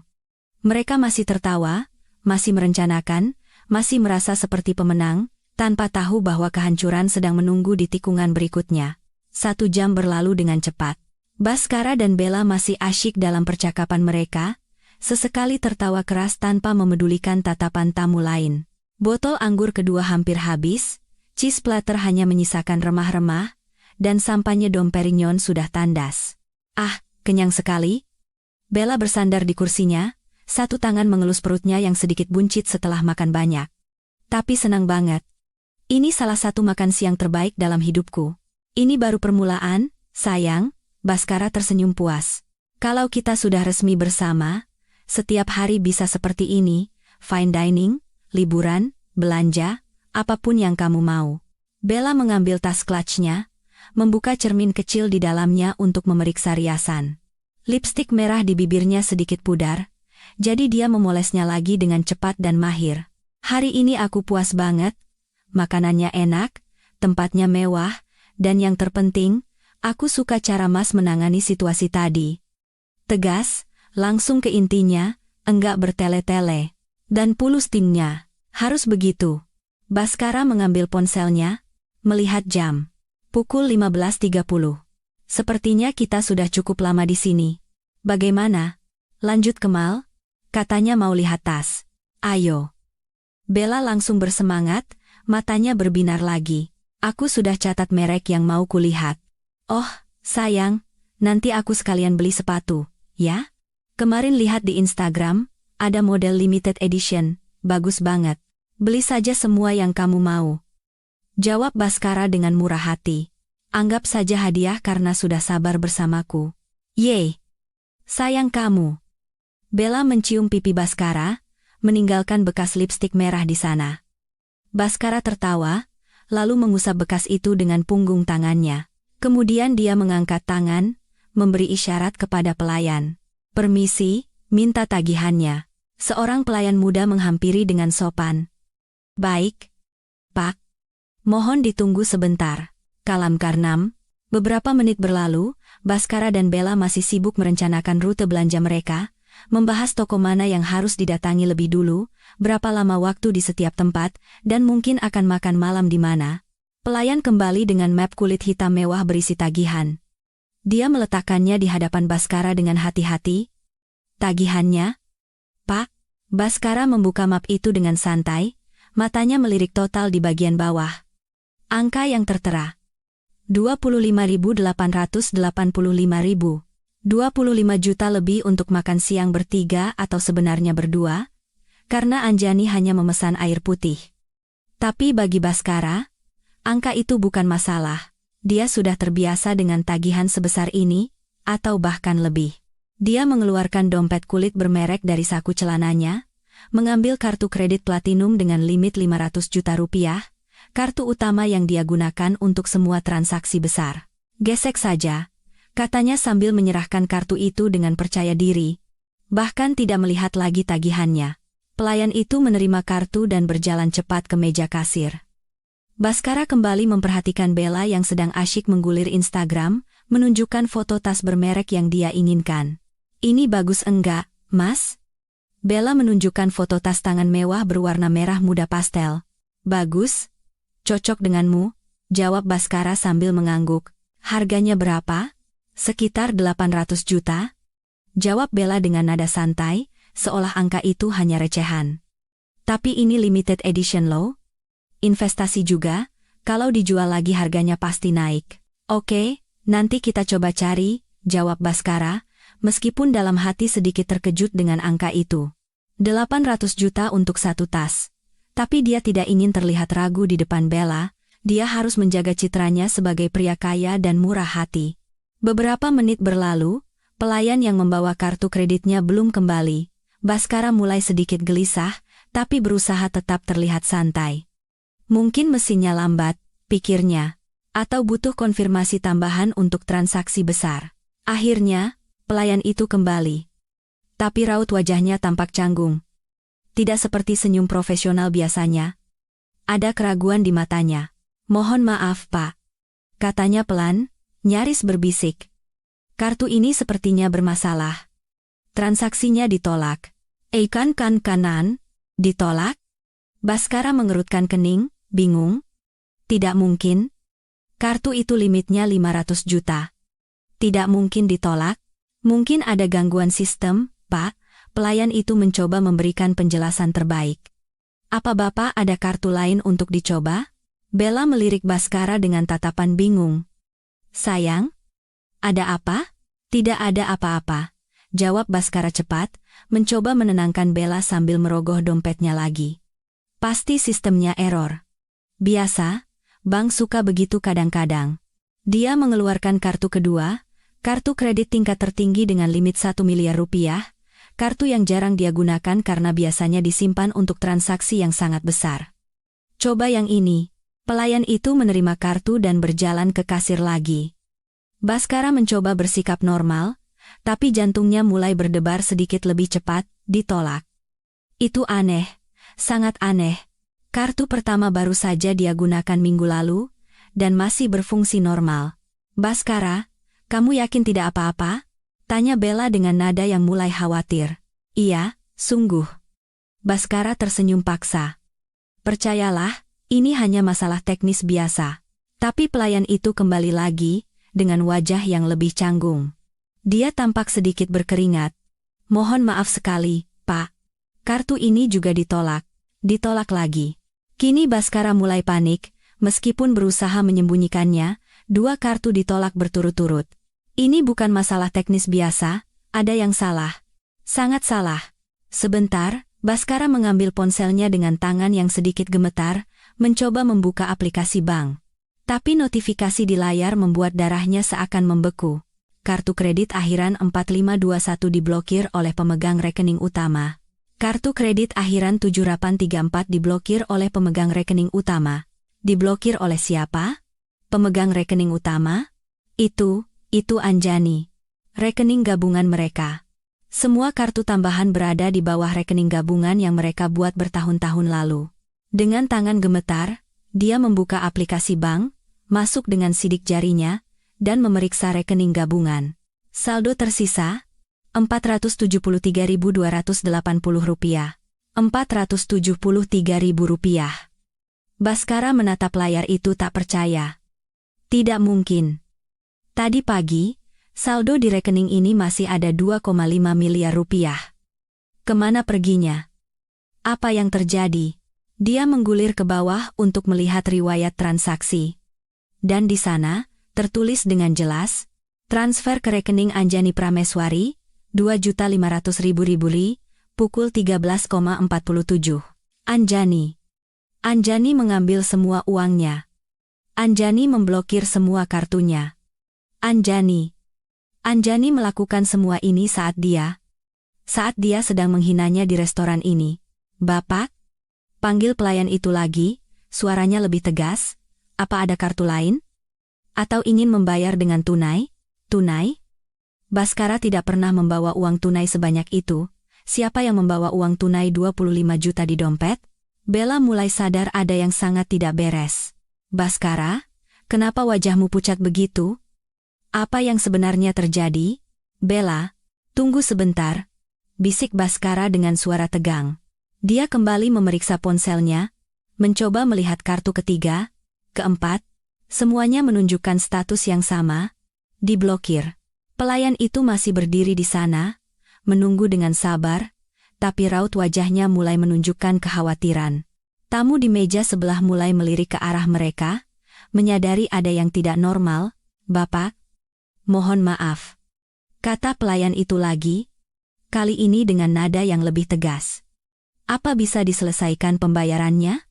Saya harus melapor ke manajer jika ada masalah. Tunggu sebentar. Baskara mengangkat tangan, meminta waktu. Dia mencoba menelepon Anjani, nomor yang selama ini dia abaikan. Tapi teleponnya tidak tersambung. Panggilan pertama, kedua, ketiga, semuanya masuk ke layanan pesan suara. Angkat, Anjani. Angkat, dia nyaris berteriak dalam hati. Kini Bella tampak sangat gelisah. Baskara. Serius. Kamu membuatku khawatir. Ada masalah apa sebenarnya? Dia, gumam Baskara, tak percaya dengan apa yang terjadi. Dia mengambil semua uangnya. Dia memblokir semua kartuku. Apa? Bella nyaris menjerit, tapi berhasil menahannya. Maksudmu apa dia mengambil uang? Uang siapa? Rekening gabungan? Jawab Baskara dengan suara serak. Dia mentransfer seluruh saldonya ke rekeningnya. 2,5 miliar. Semuanya. Ejek Tari. Bella menatap Baskara dengan mata terbelalak, kaget bercampur marah. 2,5 miliar. Dan kamu bilang dia hanya ibu rumah tangga biasa yang tidak penting? Kamu bilang dia tidak punya apa-apa? Kini beberapa tamu menatap ke arah mereka dengan jelas. Bisikan-bisikan mulai terdengar. Suasana yang tadinya romantis dan menyenangkan kini berubah menjadi mimpi buruk. Dan pelayan itu masih berdiri di sana, menunggu pembayaran untuk tagihan senilai Rp25.885.000. Tagihan yang kini Baskara tidak tahu bagaimana cara membayarnya. Bapak, kata pelayan itu lagi, kali ini dengan nada yang sangat formal dan dingin. Saya terpaksa harus memanggil manajer kami. Mohon ditunggu sebentar. Dan dengan itu, dia berbalik dan berjalan cepat ke area kasir. Baskara duduk membeku di kursinya, wajahnya pucat pasi, keringat dingin mulai muncul di keningnya. Semua kepercayaan diri yang begitu tinggi tadi, kini hancur berkeping-keping. Dan yang lebih buruk, ini baru permulaan dari kehancuran yang sesungguhnya. Beberapa menit yang terasa seperti berjam-jam berlalu. Baskara duduk kaku, ponsel masih tergenggam erat di tangannya yang basah oleh keringat. Dia mencoba menelepon Anjani lagi, masih tidak tersambung. Dia mencoba mengirim pesan dengan huruf kapital semua. Anjani angkat teleponnya, ini penting. Tapi pesan itu hanya terkirim, terbaca, dan diabaikan. Bella menatap Baskara dengan sorot mata yang mulai berubah. Bukan lagi tatapan kagum atau cinta, tapi sesuatu yang mirip kekecewaan, atau bahkan jijik. Maksudnya, sekarang kamu tidak punya uang sama sekali? Tanya Bella dengan suara pelan tapi menusuk. Maksudnya semua uangmu ada di rekening itu? Satu-satunya rekening? Bukan begitu, Baskara mencoba menjelaskan sambil mengusap wajahnya dengan frustrasi. Aku punya aset lain. Apartemen, saham, deposito. Tapi itu semua tidak cair sekarang. Butuh waktu. Eiji Brora. Tapi sekarang, kamu tidak bisa membayar tagihan ini. Bella menunjuk map tagihan yang masih terbuka di meja. Baskara tidak menjawab. Jawabannya sudah sangat jelas. Langkah kaki mendekat. Seorang pria berusia sekitar 40 tahun dengan setelan hitam rapi dan tanda nama bertuliskan Rama, manajer mendekati meja mereka. Wajahnya profesional tapi tegas. Senyumnya sopan tapi tidak ramah. Selamat sore, Pak Baskara, sapa Rama dengan nada formal. Saya Rama, manajer restoran. Saya dengar ada sedikit masalah dengan pembayaran? Baskara mencoba menegakkan tubuh, mencoba mengumpulkan kembali harga dirinya. Iya. Sepertinya ada masalah teknis dengan kartu kredit saya. Sistem bank sepertinya sedang error. Saya mengerti, Pak Baskara. Rama mengangguk dengan tenang. Hal seperti ini bisa terjadi sesekali. Apakah Bapak ada metode pembayaran lain? Kartu debit, transfer bank, atau tunai? Kartu debit juga sepertinya tidak bisa, jawab Baskara dengan suara yang mulai melemah. Akun utama saya sedang bermasalah, tapi saya bisa transfer nanti kalau masalah ini sudah teratasi. Atau saya bisa, mohon maaf, Pak. Sela Rama dengan sopan tapi tegas. Kebijakan restoran kami adalah pembayaran harus dilakukan segera setelah makan. Kami tidak bisa memberikan pembayaran tertunda atau utang. Antak Anasia. Tamu di meja sebelah kini tidak lagi pura-pura tidak peduli. Mereka menatap meja ini dengan jelas, bisik-bisik semakin keras. Itu loh, meja yang tadi pesan yang mahal-mahal. Wah, ternyata enggak bisa bayar. Kasian juga, ya. Di depan pacarnya lagi, Bella mendengar bisikan-bisikan itu. Wajahnya memerah padam, entah karena malu atau marah. Baskara. Bisiknya dengan nada mendesak. Kamu harus cari cara sekarang. Aku tidak mau dipermalukan di sini. Aku sedang berusaha. Bentak Baskara balik dengan suara pelan tapi keras. Dia kembali memeriksa aplikasi bank, mencoba masuk ke akun lain yang mungkin dia lupakan. Tapi semua akun yang terhubung dengan rekening gabungan menunjukkan status yang sama, dana sudah ditransfer atau kartu diblokir. Dia teringat deposito. Ya, deposito. Ada 3 rekening deposito senilai hampir 5 miliar. Dia bisa melakukan penarikan darurat. Dengan jari gemetar, dia membuka menu deposito di aplikasi bank. Dan matanya membelalak kaget saat melihat status semua deposito itu. Deposito 001. Status. Dalam proses pencairan atas permintaan pemegang rekening Anjani Prameswari, Deposito 002. Status, dalam proses pencairan, atas permintaan pemegang rekening Anjani Prameswari. Deposito 003. Status, dalam proses pencairan atas permintaan pemegang rekening Anjani Prameswari. Anjani lagi. Dia sudah melakukan semuanya. Mengambil uang tunai, memblokir kartu kredit, bahkan mencairkan deposito. Dia melakukan semua ini dengan terencana, dengan tenang, dengan perhitungan yang sempurna, dan Baskara baru sadar. Wanita yang baru saja dia hina, yang baru saja dia rendahkan, yang baru saja dia anggap tidak berharga, adalah wanita yang selama ini memegang kendali penuh atas seluruh aset keuangan mereka. Pak Rama masih berdiri di sana, menunggu dengan sabar, tapi raut wajahnya mulai menunjukkan ketegangan. Bagaimana, Pak? Ada solusi? Saya telepon kakak saya dulu. Akhirnya Baskara berkata dengan suara nyaris tak terdengar. Harga dirinya yang tadinya setinggi langit kini jatuh ke titik terendah. Dia harus meminta bantuan. Dia harus mengakui bahwa dia tidak bisa membayar makanannya sendiri. Silakan, Pak. Rama memberinya waktu, tapi dia tidak beranjak. Dia akan menunggu sampai masalah ini selesai. Baskara menelepon kakaknya, Doni, seorang pengusaha yang cukup sukses. Hubungan mereka tidak terlalu dekat karena Baskara sering bersikap superior. Telepon berdering beberapa kali sebelum diangkat. Halo Bas. Ada apa? Suara Doni terdengar. Don. Aku butuh bantuan. Bisik Baskara, mencoba agar tamu lain tidak mendengar suaranya. Aku sedang ada masalah. Bisa tolong transfer uang? Sekarang. Mendesak sekali. Mendesak? Kenapa? Bukannya kamu banyak uang? Masih harus pinjam? Suara Doni terdengar ragu. Jangan banyak tanya dulu. Aku butuh 26 juta. Transfer ke rekeningku atau langsung ke rekening restoran. Nanti ku kirim detailnya. Hening sejenak. 26 juta? Buat apa sebanyak itu?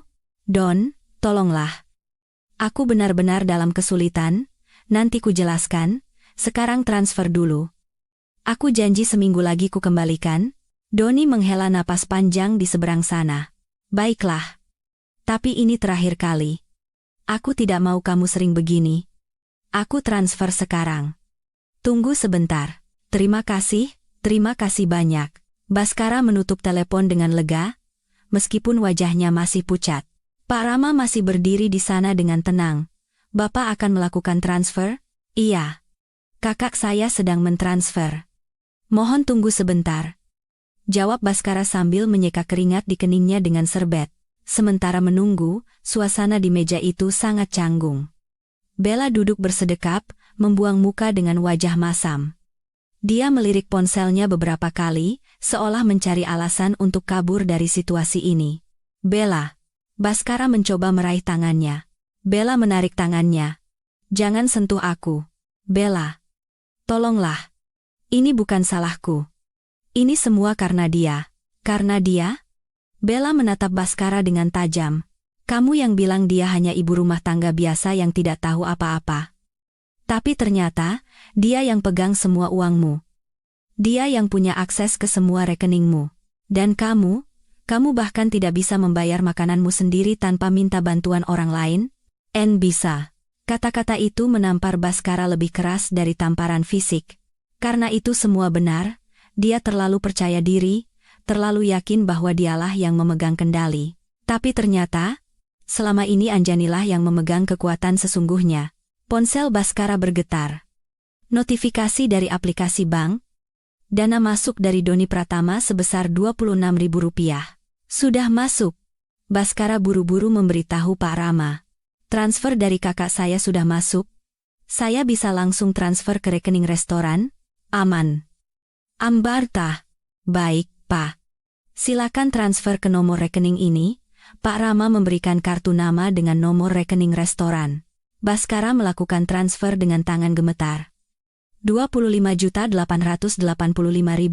masuk ke rekening restoran. Notifikasi transfer berhasil muncul di layar. Sudah, Pak. Baskara menunjukkan layar ponselnya kepada Pak Rama. Pak Rama memeriksa ponselnya. Ada konfirmasi dari kasir bahwa dana sudah masuk. Terima kasih, Pak. pembayaran sudah kami terima. Dia membungkuk sopan, tapi matanya menyiratkan penghakiman. Penghakiman terhadap pria yang tadinya begitu angkuh, tapi kini jatuh begitu memalukan. Begitu Pak Rama pergi, Baskara terduduk lemas di kursinya, seolah semua energinya terkuras habis. Beberapa tamu masih melirik ke arah mereka, berbisik dengan nada menghakimi, "Kita pergi." Bella tiba-tiba berdiri, menyambar tas clutch-nya dengan cepat. "Aku tidak tahan lagi di sini." "Bella, tunggu. Tunggu apa lagi?" Bella menatapnya dingin. "Menyaksikanmu dipermalukan lebih jauh?" "Terima kasih, Baskara. Tapi aku tidak tertarik menjadi bagian dari dramamu." "Apa maksudmu?" Baskara ikut berdiri, mencoba meraih tangan Bella. "Maksudku?" Bella menepis tangannya dengan kasar. "Aku salah pilih orang. Kukira kamu pria sukses yang punya segalanya. Ternyata kamu hanya pria yang punya istri lebih pintar darimu. Dan sekarang, kamu tidak punya apa-apa lagi." Kata-kata itu menusuk jantung Baskara. "Bella, jangan begini, ini hanya sementara. Aku akan urus semuanya. Aku akan dapatkan kembali semua uang itu. Aku janji." "Janji?" Bella tertawa sinis. "Kamu baru saja berjanji akan membelikan semua yang kuinginkan. Ternyata kamu bahkan tidak bisa membayar makananmu." "Maaf, Baskara, tapi aku tidak tertarik pada pria yang harus minta bantuan kakaknya hanya untuk membayar tagihan makan." Dan dengan itu, Bella berbalik dan berjalan pergi dengan anggun.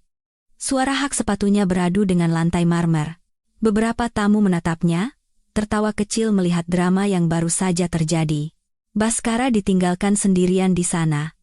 Di tengah restoran mewah yang 1 jam lalu menjadi panggung kemenangannya, kini tempat yang sama menjadi saksi keruntuhannya yang paling memalukan. Ponselnya bergetar lagi. Sebuah pesan dari Anjani, hanya 1 kalimat singkat. "Nah, ini baru namanya berkelas, Baskara. Selamat menikmati kebebasanmu."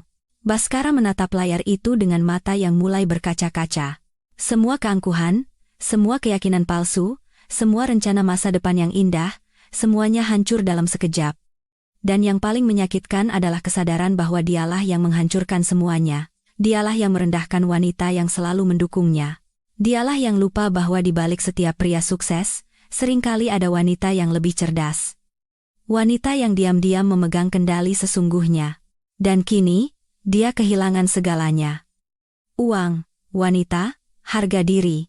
Semuanya lenyap di suatu sore yang memalukan di restoran Elysian. Baskara masih berdiri terpaku di samping meja, menatap punggung Bella yang perlahan menjauh hingga ke pintu keluar restoran.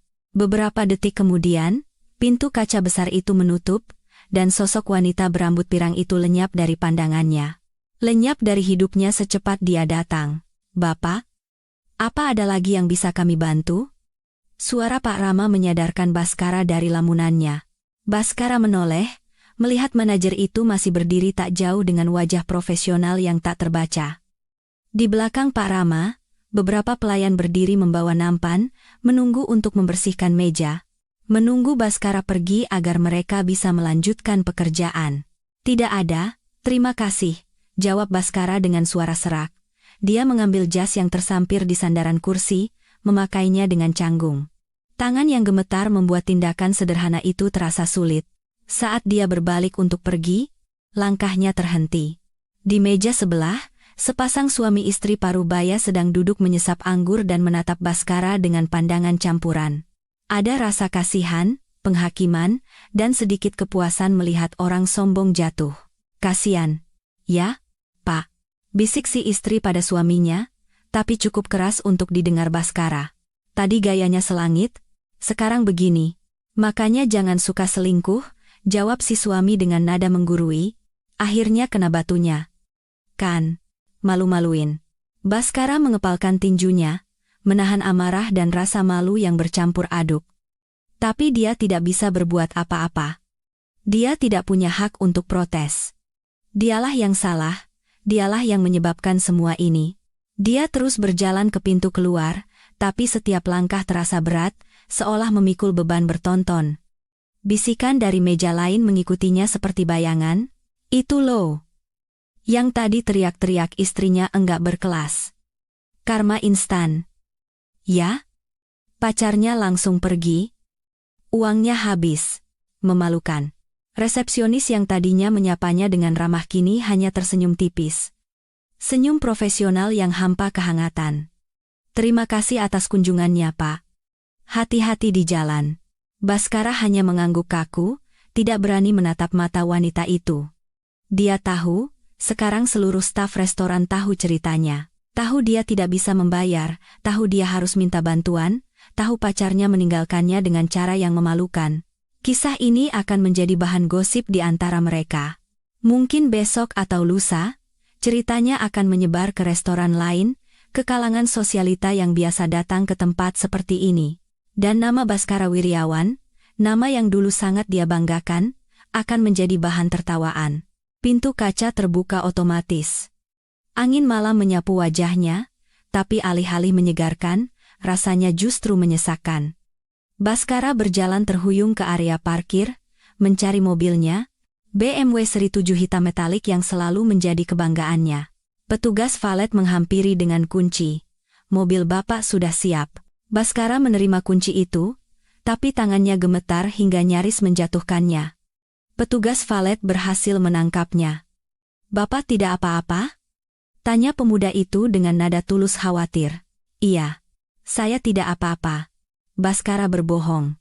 Tidak ada yang baik-baik saja dalam situasinya sekarang. Dia masuk ke dalam mobil, membanting pintu dengan keras. Sendirian di dalam kabin mewah yang dulu selalu membuatnya merasa superior, kini Baskara hanya merasakan kehampaan yang luar biasa. Ponselnya bergetar lagi. Pesan dari Doni. Bas, ada masalah serius apa? Kok tiba-tiba minta transfer buat bayar restoran sebesar itu? Kamu berantem sama Anjani? Urus masalah rumah tanggamu baik-baik. Jangan sampai mencoreng nama keluarga. Mencoreng nama keluarga. Kata-kata yang menusuk. Baskara tidak membalas pesan itu.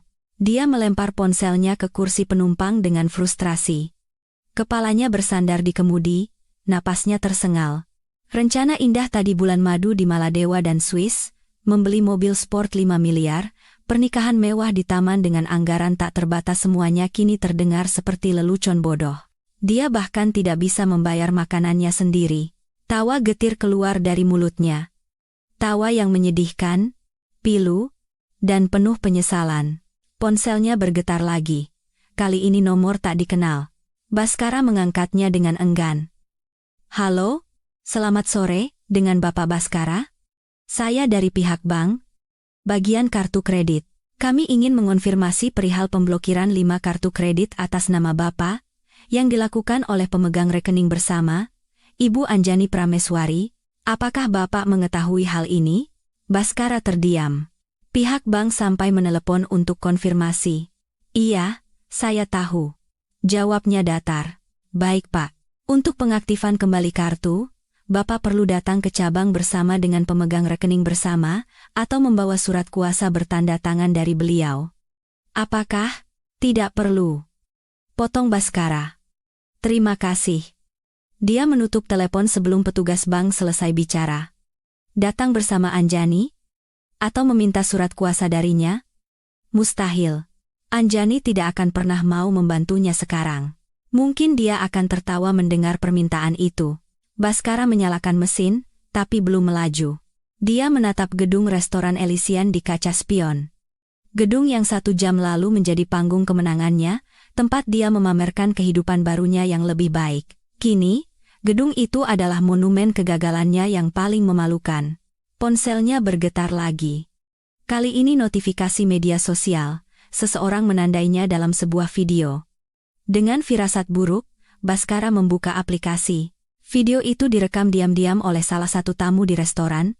Tidak jelas siapa, tapi dari sudutnya, video itu berhasil menangkap momen saat Baskara berdiri dengan wajah pucat, sambil berbicara dengan Pak Rama, dan momen saat Bella berdiri lalu meninggalkannya. Keterangan di bawah video itu bertuliskan, cowok sok kaya, tadi pamer selingkuhan sambil ngehina istri sendiri. Giliran bayar enggak bisa. Karma itu nyata dan instan, selingkuh, malu, viral. Video itu sudah ditonton hampir 100.000 kali dalam waktu kurang dari setengah jam. Komentar membanjiri. Rasain, makanya istri yang pegang duit. Keren, Bu Istri. Balas dendamnya elegan. Nah kan, selingkuh sih, akhirnya malu sendiri. Itu ceweknya langsung cabut, dong. Cinta uang doang berarti, WKWK. Ini siapa sih? Kayak kenal. Gue tahu. Ini Baskara Wiryawan, pengusaha yang suka pamer di IG. Kepleset juga akhirnya. Nama Baskara Wiryawan mulai menyebar. Orang-orang mulai mengenalinya. Kisah ini mulai viral. Dengan tangan gemetar, Baskara mencoba menghapus tanda namanya dari video itu, tapi sudah terlambat. Video itu sudah dibagikan ke berbagai grup WhatsApp, direpost ke platform lain, bahkan mulai masuk ke forum gosip online. Baskara memukul kemudi mobilnya berkali-kali, melampiaskan amarah dan frustrasi yang tak tertahankan. Semua yang dia bangun bertahun-tahun, reputasinya sebagai pengusaha sukses, citranya, rasa hormat dari lingkungan sosialnya, semuanya hancur dalam waktu kurang dari 2 jam. Hanya karena sebuah makan siang bodoh. Karena keangkuhan yang berlebihan, karena merendahkan wanita yang seharusnya dia hormati. Notifikasi lain masuk. Kali ini dari grup komunitasnya. Grup pengusaha muda sukses yang sangat dia banggakan. Seseorang membagikan video itu di grup dengan keterangan. Ini Baskara bukan, sih? Kenapa, bro? Komentar mulai berdatangan. Serius? Gila? Kirain tajir melintir. Kok bisa enggak bisa bayar? Pasti masalah sama bininya. Nih, kemarin dengar gosipnya juga. Drama banget. Baskara keluar dari grup itu dengan perasaan malu yang luar biasa. Tapi keluar dari satu grup tidak menyelesaikan masalah.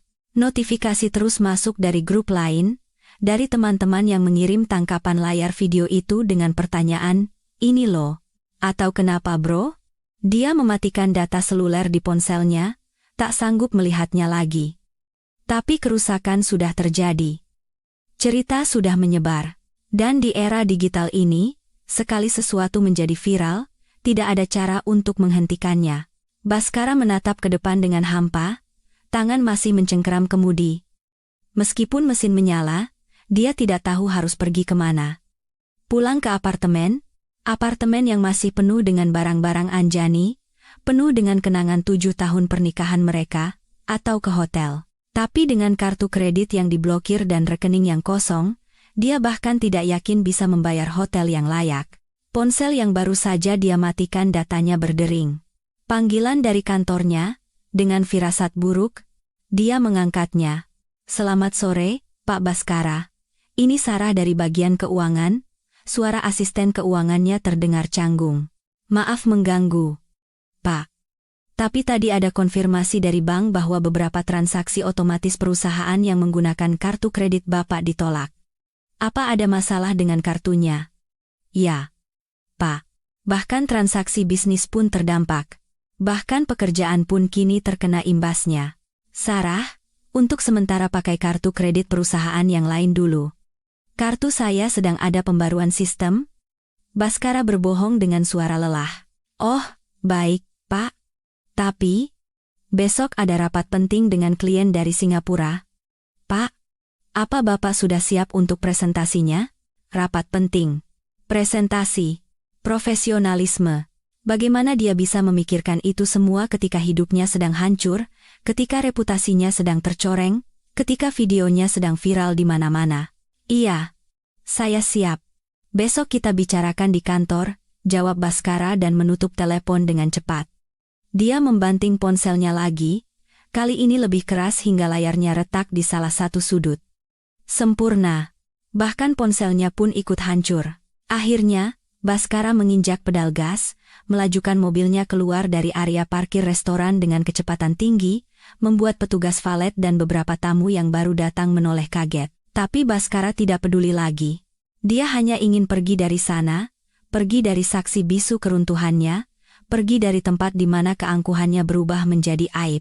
Saat mobilnya melaju di jalanan, Baskara tidak tahu bahwa di suatu tempat, di balkon sebuah apartemen yang tenang dengan pemandangan kota yang indah, Anjani sedang duduk santai dengan secangkir kopi hangat, tersenyum tipis saat membaca notifikasi dana masuk ke rekeningnya. 2,5 miliar rupiah. hasil jerih payahnya selama 7 tahun. Hasil kesabaran yang akhirnya mendapatkan keadilan. Dan untuk pertama kalinya dalam beberapa bulan terakhir, Anjani tidur dengan nyenyak. Tidur dengan senyum di wajahnya, dengan hati yang lega, dan jiwa yang akhirnya bebas. Sementara di belahan kota yang lain, Baskara duduk sendirian di dalam mobil yang terparkir di pinggir jalan, menatap kegelapan malam dengan hampa, dengan hati yang hancur dan masa depan yang tak menentu. Dan pelajaran paling pahit yang dia dapatkan malam itu adalah, jangan pernah meremehkan seorang wanita yang pendiam, karena di balik keheningannya, dia mungkin sedang merencanakan kemenangannya. 3 hari telah berlalu sejak insiden memalukan di restoran Elysian. 3 hari yang terasa seperti 3 tahun bagi Baskara. Dia tidak kembali ke apartemen yang pernah dia tinggali bersama Anjani, tak sanggup menghadapi barang-barang yang mengingatkannya pada kehidupan yang telah hancur. Dia menginap di sebuah hotel budget, bukan hotel bintang 5 yang biasa dia datangi, tapi hotel kecil dengan kamar sempit dan fasilitas seadanya. Karena hanya itu yang bisa dia bayar dengan sisa uang tunai di dompetnya. Pagi itu, Baskara duduk di tepi ranjang hotel yang keras, menatap ponselnya yang layarnya retak. Notifikasi masih terus berdatangan, meskipun dia sudah mencoba mengabaikannya. Video insiden di restoran sudah ditonton lebih dari 2 juta kali. Media gosip online mulai menulis artikel dengan judul-judul sensasional. Pengusaha terkenal Baskara Wiryawan gagal bayar di restoran mewah. Ternyata istri yang pegang semua uangnya. Selingkuh berujung malu, kisah memalukan seorang suami sombong. Karma instan. Istri cerdas balas dendam elegan, kuras rekening dan blokir kartu kredit suami yang selingkuh. Bahkan nama Anjani mulai disebut-sebut. Meskipun wajahnya tidak muncul di video, netizen mulai memujinya, menjadikannya pahlawan bagi para istri yang terkhianati. Sementara Baskara, dia menjadi penjahat dalam cerita ini. Orang yang pantas menerima karma. Badut publik. Ponselnya berdering. Panggilan dari kantor lagi. Sarah, asistennya, sudah menelepon belasan kali sejak kemarin. Rapat dengan klien dari Singapura yang seharusnya berlangsung kemarin, tidak dia hadiri, dia tidak muncul, tidak memberi kabar, menghilang begitu saja. Kali ini, dia mengangkatnya. Halo, Pak Baskara? Suara Sarah terdengar lega sekaligus panik. Bapak di mana? Kemarin klien dari Singapura menunggu 2 jam. Mereka sangat kecewa dan sekarang mengancam akan membatalkan kontrak. Pak Hartono marah besar. Pak, Bapak diminta segera ke kantor untuk memberikan penjelasan. Baskara mengusap wajahnya yang penuh dengan rambut-rambut janggut yang tak terurus. Sarah, saya belum bisa ke kantor hari ini. Belum bisa, Pak? Sarah terdengar tak percaya. Pak, ini masalah besar. Kalau kontrak ini batal, kerugian perusahaan bisa mencapai ratusan miliar. Dan Pak Hartono bilang, kalau hari ini Bapak tidak datang, beliau akan mempertimbangkan posisi Bapak di perusahaan. Mempertimbangkan posisi. Itu adalah bahasa halus dari kamu akan dipecat. Saya mengerti, jawab Baskara dengan nada datar. Bilang pada Pak Hartono, saya akan datang siang ini. Dia menutup telepon sebelum Sarah sempat bertanya lagi. Baskara menatap pantulan dirinya di cermin kecil kamar hotel. Pria dengan mata sembab, wajah kusam, rambut acak-acakan, dan janggut yang mulai lebat. Tidak ada lagi aura pengusaha sukses yang dulu dia banggakan. Hanya seorang pria yang jatuh ke titik terendah. Dia mandi dengan air dingin karena pemanas air di hotel ini rusak. Mengenakan kemeja yang kusut karena tidak ada waktu untuk menyetrika. Dia bahkan tidak punya kemeja cadangan yang rapi. Semua pakaian bagusnya masih ada di apartemen, bersama Anjani. Dan dia tidak berani kembali ke sana. Perjalanan ke kantor memakan waktu 40 menit. Sepanjang jalan, Baskara mencoba menyusun penjelasan, mencari alasan yang masuk akal atas ketidakhadirannya kemarin. Tapi tidak ada alasan yang cukup baik, tidak ada alibi untuk profesionalisme yang hancur. Setibanya di kantor, Baskara langsung merasakan perbedaan. Resepsionis yang biasanya menyapanya dengan ramah, "Selamat pagi, Pak Baskara," kali ini hanya menunduk, pura-pura sibuk dengan komputernya. Karyawan yang biasanya menyapa dengan hormat, kali ini hanya melirik sekilas lalu cepat-cepat membuang muka. Beberapa berbisik saat dia lewat. Dia tahu, mereka sedang membicarakannya. Mereka pasti sudah melihat video itu, sudah membaca artikel-artikel itu. Sarah sudah menunggunya di depan ruangan dengan wajah cemas. Pak Baskara, syukurlah Bapak datang. Pak Hartono sudah menunggu di ruangannya. Beliau bilang kalau Bapak sudah sampai, langsung temui beliau. Oke, jawab Baskara singkat. Dia berjalan ke ruangan Pak Hartono, ruangan besar dengan jendela kaca lebar yang menghadap ke pemandangan kota.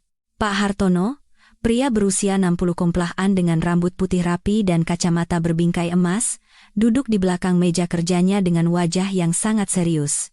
Duduk, Baskara, perintahnya, tanpa sapaan ramah seperti biasa. Baskara duduk di kursi seberangnya, merasakan atmosfer yang sangat mencekam. Kamu tahu kenapa saya panggil kamu ke sini? Pak Hartono langsung ke intinya. Soal rapat kemarin, Pak? Saya minta maaf. Saya ada masalah pribadi yang sangat mendesak. Abarman? Masalah pribadi? Pak Hartono memotong dengan nada tajam. Baskara, kamu seorang kepala divisi. Kamu menangani proyek bernilai ratusan miliar. Klien mempercayaimu? Dan kamu beralasan ada masalah pribadi?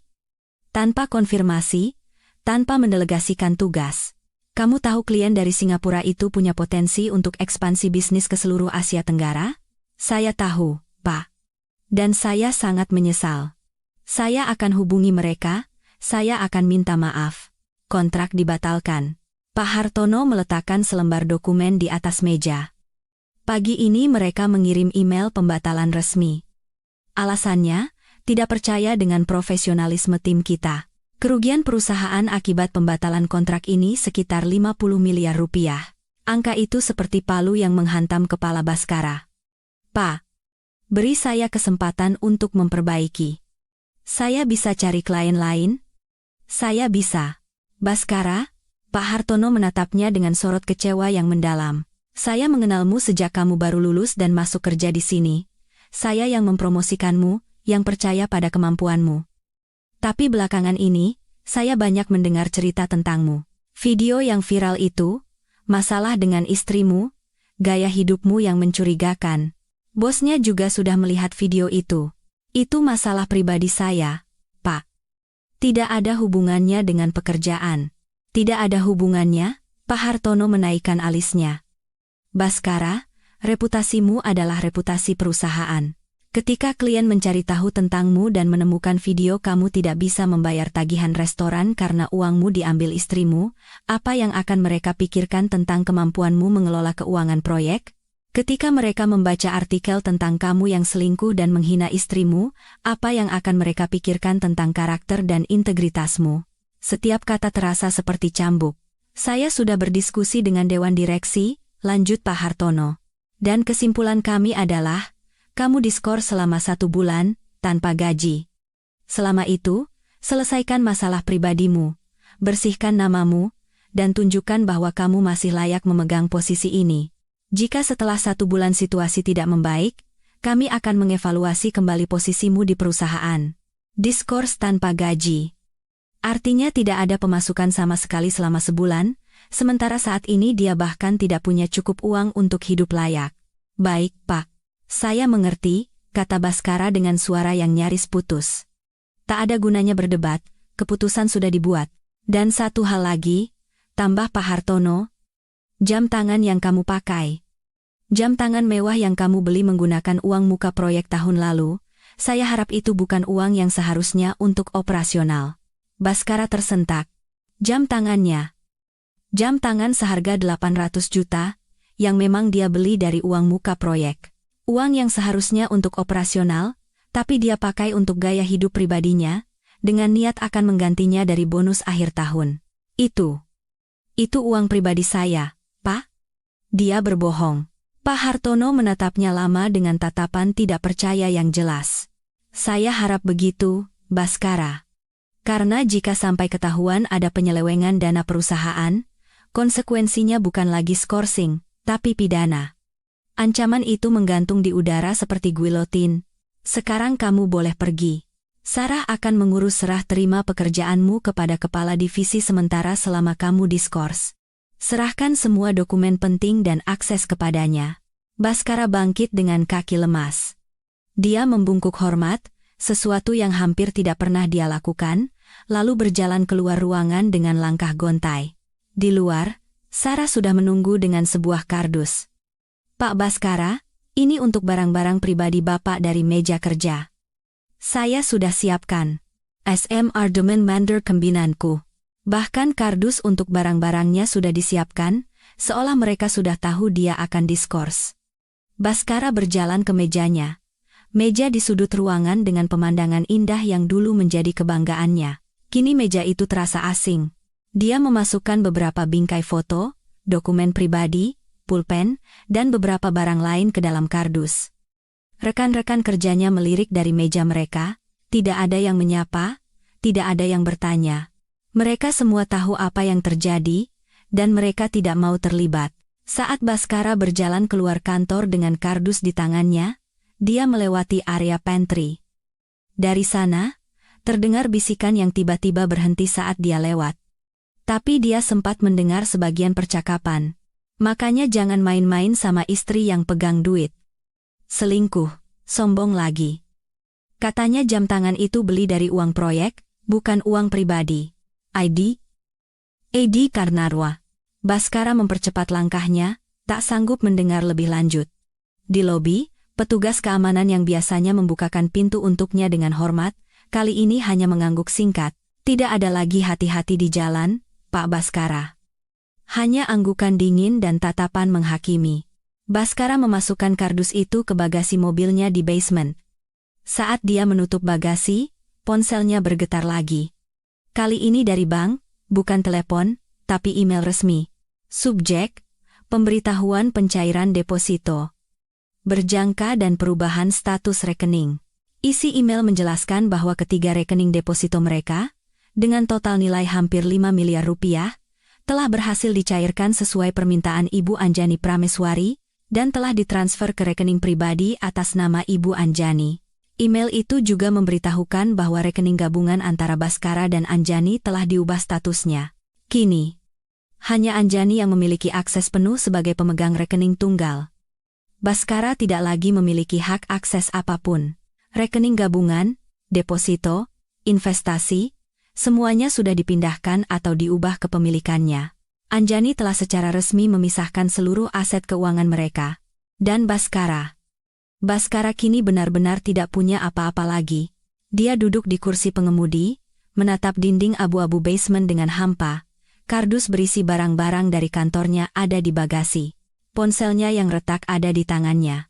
Jam tangan mewah seharga 800 juta masih melingkar di pergelangan tangannya, tapi kini jam itu terasa seperti borgol yang mengingatkannya pada kesombongan dan kesalahannya. Dia teringat kata-kata Bella saat meninggalkannya di restoran. "Kamu hanya pria yang punya istri lebih pintar darimu. Dan sekarang, kamu tidak punya apa-apa lagi." Ternyata, kata-kata itu sepenuhnya benar. Baskara melepaskan jam tangannya, menatapnya lama. Inilah satu-satunya aset berharga yang masih dia miliki. Dan mungkin dia harus menjualnya untuk bertahan hidup bulan ini. Sebuah ironi yang sangat menyakitkan. Jam tangan yang dulu dia pakai untuk memamerkan kesuksesan, kini harus dijual untuk membayar kebutuhan pokok. Dengan perasaan hancur lebur, Baskara menyalakan mesin, dan melajukan mobilnya keluar dari basement kantor. Kantor yang mungkin tidak akan menerimanya kembali, setelah masa skorsing berakhir. Sementara di belahan kota yang lain, Anjani duduk santai di balkon apartemen barunya yang mewah. Apartemen yang dia sewa dengan uang yang ditransfernya kemarin. Dia menyesap kopi sambil membaca email dari pengacara yang telah dia hubungi. Email itu mengonfirmasi bahwa berkas gugatan cerai sudah siap, tinggal menunggu tanda tangan Anjani, dan proses akan dimulai. Tapi dia tidak terburu-buru menandatanganinya, biarkan Baskara merasakan akibat perbuatannya dulu. Biarkan dia belajar arti kata berkelas yang pernah dia ejek. Dan ketika saatnya tiba, Anjani akan menyelesaikan semuanya dengan cara yang paling elegan, dengan kepala tegak, harga diri yang utuh, dan masa depan yang cerah. Karena inilah arti kemenangan yang sesungguhnya.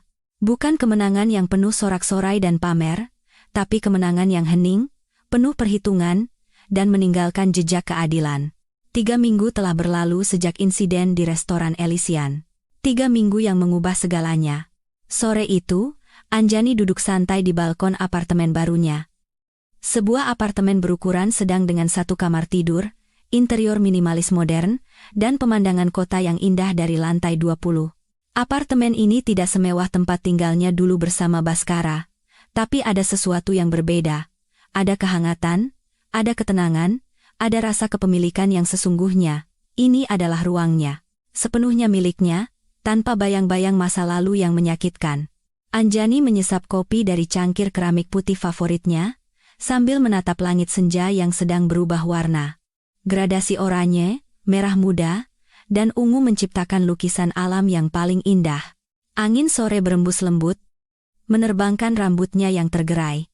Ponsel di meja kecil di sampingnya bergetar. Sebuah notifikasi masuk. Tapi kali ini bukan dari Baskara yang masih mencoba menghubunginya dari berbagai nomor yang telah dia blokir. Ini adalah notifikasi dari aplikasi bank. Dana masuk 1.500.000 dari pencairan deposito 003. Anjani tersenyum tipis. Deposito terakhir sudah cair seluruhnya, ditambah dengan saldo yang sudah ada, seluruh aset likuid yang dimilikinya kini bernilai hampir 10 miliar rupiah. Uang yang lebih dari cukup untuk memulai hidup baru dengan mapan. Mungkin membuka bisnis kecil yang selama ini dia impikan. Tapi bukan uang itu yang membuat Anjani tersenyum. Yang membuatnya tersenyum adalah kebebasan. Kemampuan untuk bernapas lega tanpa harus menghadapi penghinaan setiap hari. Perasaan bahwa akhirnya dia telah merebut kembali kendali atas hidupnya sendiri. Ponselnya bergetar lagi. Kali ini panggilan dari nomor yang dia kenal. Pengacaranya, Bu Ratna. Selamat sore, Bu Ratna, sapa Anjani dengan tenang. Sore, Bu Anjani. Kabar baik? Suara Bu Ratna terdengar profesional. Berkas gugatan cerai kita sudah diproses oleh pengadilan. Sidang pertama dijadwalkan 2 minggu lagi. Dan sepertinya prosesnya akan berjalan lancar, mengingat bukti-bukti yang kita miliki sangat kuat. Bukti-bukti itu termasuk tangkapan layar percakapan Baskara dengan Bella yang ditemukan Anjani di laptop bersama mereka, beberapa bulan lalu percakapan yang penuh kata-kata mesra dan rencana masa depan. Ada juga foto-foto mereka berdua di berbagai tempat yang diunggah Bella di media sosial dengan keterangan yang tidak terlalu terselubung. Dan tentu saja, video viral insiden di restoran yang kini menjadi bukti publik. Terima kasih, Bu Ratna, jawab Anjani, saya siap untuk persidangan. Perlu diingat ya, Bu Anjani, tambah Bu Ratna dengan nada lebih serius. Kemungkinan besar pihak Pak Baskara akan mencoba mempermasalahkan pembagian harta Gonogini, terutama setelah dia tahu ibu yang memegang mayoritas aset likuid. Ibu harus siap mental untuk itu. Saya siap, jawab Anjani tegas. Saya tahu hak-hak saya. Dan saya tidak akan membiarkan diri saya diintimidasi lagi. Setelah menutup telepon, Anjani kembali menatap pemandangan kota. Dari sini, dia bisa melihat gedung-gedung tinggi, jalanan yang dipenuhi kendaraan, dan kehidupan yang terus bergerak maju. Hidup tidak berhenti hanya karena satu pernikahan yang gagal. Dunia terus berputar, dan dia harus terus melangkah. Ponselnya bergetar lagi. Kali ini pesan dari sahabatnya, Dinda, yang selalu ada di sisinya sejak masa-masa terburuk. Anjani, udah makan? Aku bawain nasi goreng spesial buatanku, nih. Mau? Aku mampir sebentar. Anjani tersenyum membaca pesan itu. Setidaknya, di tengah runtuhnya pernikahannya, dia sadar siapa orang-orang yang benar-benar peduli padanya. Bukan karena status atau uang, tapi karena persahabatan yang tulus. Boleh banget, Din. Aku di balkon. Langsung naik aja, balas Anjani. 10 menit kemudian, bel pintu apartemennya berbunyi.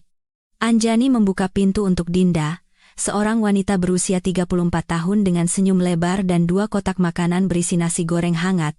Anjani. Dinda memeluk Anjani erat. Gimana kabarmu hari ini? Kelihatan lebih segar dari minggu lalu. Aku baik, Din, jawab Anjani tulus, jauh lebih baik setiap harinya. Mereka duduk di meja makan kecil, membuka kotak makanan, dan mulai makan sambil mengobrol santai. Dinda bercerita tentang pekerjaannya, tentang putranya yang baru masuk TK, kisah-kisah keseharian yang sederhana namun membahagiakan. Iya. Aku lihat video kamu yang viral itu, kata Dinda tiba-tiba dengan hati-hati. Maksudnya, bukan video kamu, sih, tapi video insiden di restoran itu. Netizen pada dukung kamu loh. Banyak yang bilang kamu keren, cerdas, dan jadi inspirasi. Anjani tertawa kecil. Aku juga enggak menyangka bakal seviral itu, aku cuma ingin mengambil kembali apa yang menjadi hakku. Ingin menunjukkan padanya bahwa aku bukan wanita lemah, yang bisa dia rendahkan begitu saja. Dan kamu berhasil. Dinda menggenggam tangan Anjani dengan hangat. Aku bangga banget sama kamu, Anjani. Dari yang dulu aku lihat kamu nangis-nangis karena dia jarang pulang, sekarang kamu bisa tersenyum lagi, berdiri di atas kakimu sendiri. Itu enggak mudah. Terima kasih, Din. Anjani membalas genggaman itu. Kamu juga salah satu alasan aku bisa kuat. Kamu selalu ada saat aku butuh. Mereka melanjutkan makan dengan suasana hangat. Setelah selesai, Dinda membantu membereskan dan mencuci piring, meskipun Anjani melarangnya. Oh iya, Anjani, kata Dinda sambil mengeringkan tangannya. Kemarin aku ketemu teman kerja lamamu di perusahaan dulu. Dia nanyain kabarmu, katanya sekarang lagi cari konsultan freelance untuk proyek marketing. Aku kasih nomormu, enggak apa-apa kan? Siapa tahu kamu tertarik. Apa Dara? Anjani terdiam sejenak. Kembali bekerja. Sejak berhenti 7 tahun lalu untuk menjadi ibu rumah tangga penuh waktu atas permintaan Baskara, dia tidak pernah berpikir untuk kembali ke dunia kerja. Tapi, sekarang dia bebas. Bebas memilih apa yang dia inginkan. Boleh, Din, jawab Anjani sambil tersenyum. Kasih saja nomorku. Siapa tahu ini kesempatan yang bagus. Setelah Dinda pulang, Anjani kembali ke balkon dengan secangkir teh hangat. Langit sudah gelap, lampu-lampu kota mulai berpendar seperti bintang di daratan. Dari ketinggian ini, semuanya tampak indah, teratur, dan damai. Ponselnya bergetar. Pesan dari nomor tak dikenal. Anjani membukanya dengan hati-hati. Anjani, ini aku. Tolong, kita perlu bicara. Aku mohon. Aku salah. Aku minta maaf. Tolong angkat teleponku, atau beri aku kesempatan untuk bertemu denganmu sekali saja. Tolong. Baskara. Dia menggunakan nomor baru lagi. Anjani menatap pesan itu lama. Sebagian kecil hatinya, bagian yang pernah sangat mencintai pria itu, sedikit tersentuh membaca kata, aku salah dan aku minta maaf. Kata-kata yang tidak pernah keluar dari mulut Baskara selama 7 tahun pernikahan mereka. Tapi dia sudah belajar. Penyesalan yang datang setelah kehilangan segalanya bukanlah penyesalan yang tulus, itu hanyalah ketakutan akan konsekuensi. Dengan tangan yang mantap, Anjani mengetik balasan. Baskara, apa yang terjadi di restoran adalah akibat dari pilihanmu sendiri. Aku tidak mengambil apapun yang bukan hakku. Aku hanya mengambil kembali apa yang memang sudah menjadi hakku sejak awal. Uang di rekening gabungan sebagian besar adalah hasil kerjaku sebelum berhenti, deposito itu kita bangun bersama, dan sekarang semuanya ada di tangan yang tepat. Pengacaraku akan menghubungi pengacaramu untuk proses perceraian. Aku harap kamu kooperatif. Semuanya sudah berakhir, Baskara, dan aku baik-baik saja dengan itu. Dia menekan tombol kirim tanpa ragu, lalu memblokir nomor itu. Tidak ada lagi pesan, tidak ada lagi permohonan, tidak ada lagi permintaan maaf yang terlambat. Anjani meletakkan ponselnya, lalu berdiri di tepi balkon, merentangkan tangannya seolah ingin memeluk seluruh kota di hadapannya. Angin malam berembus, membawa aroma kebebasan yang begitu manis. Nah, ini baru namanya berkelas. Baskara, bisik Anjani dengan senyum penuh kemenangan. Kemenangan yang bukan angkuh, tapi kemenangan yang elegan dan bermartabat. Bukan dengan teriakan dan pamer, tapi dengan ketenangan dan perhitungan yang matang. Dan sekarang, giliranku untuk hidup dengan berkelas. Tanpamu. Di belahan kota yang lain, Baskara duduk sendirian di kamar hotel budget yang sempit dan pengap. Ponselnya menampilkan pesan terakhir dari Anjani sebelum nomor barunya diblokir lagi. Dia membacanya berulang kali, setiap kata seperti pisau yang mengiris hatinya. Jam tangan mewahnya sudah terjual minggu lalu. Dijual dengan harga jauh di bawah nilai aslinya karena butuh uang tunai cepat. Uang hasil penjualannya hampir habis untuk biaya hidup dan membayar cicilan kartu kredit yang menumpuk. Masa skorsingnya tinggal 1 minggu lagi. Tapi dia tidak tahu apakah perusahaan akan menerimanya kembali. Kalaupun kembali, posisinya mungkin tidak akan sama lagi. Mungkin akan diturunkan jabatannya dengan pengurangan gaji yang signifikan. Reputasinya di dunia profesional hancur, lingkungan sosialnya menjauh, Bella sudah lama menghilang entah kemana, mungkin mencari target baru yang lebih berkelas. Dan Anjani, wanita yang dulu dia anggap tidak berharga, kini menjadi simbol kekuatan dan kebebasan. Kisahnya menginspirasi banyak wanita di luar sana, sementara dia menjadi pengingat, contoh dari apa yang terjadi ketika kesombongan dan pengkhianatan bertemu dengan keadilan. Baskara menatap langit-langit kamar yang retak. Air matanya mulai mengalir. Air mata penyesalan yang sudah terlambat. Air mata kehilangan yang tak bisa dikembalikan. Dan di suatu tempat di kota yang sama, Anjani masih berdiri di balkonnya, tersenyum pada bintang-bintang di langit dengan hati yang akhirnya menemukan kedamaian. Terkadang dalam hidup, kita dipertemukan dengan orang yang salah bukan karena takdir yang kejam, tapi karena itu adalah pelajaran yang harus kita lewati. Anjani telah belajar bahwa cinta tanpa rasa hormat adalah racun yang perlahan membunuh. Dia telah belajar bahwa kebaikan tanpa batas tidak akan bisa mengubah orang yang tidak mau berubah. Dan yang terpenting, dia telah belajar bahwa keberanian untuk melepaskan adalah keberanian yang paling mulia. Kini, Anjani telah memulai babak baru. Bukan sebagai istri yang terkhianati, bukan sebagai korban, tapi sebagai wanita yang bangkit dengan anggun, dengan kepala tegak dan masa depan yang dia genggam di tangannya sendiri. Dan bagi siapapun yang membaca kisah ini, ingatlah, kamu berharga, kamu pantas dihormati. Dan jika ada seseorang yang selalu merendahkanmu, mungkin sudah saatnya untuk menunjukkan padanya siapa yang sesungguhnya berkelas.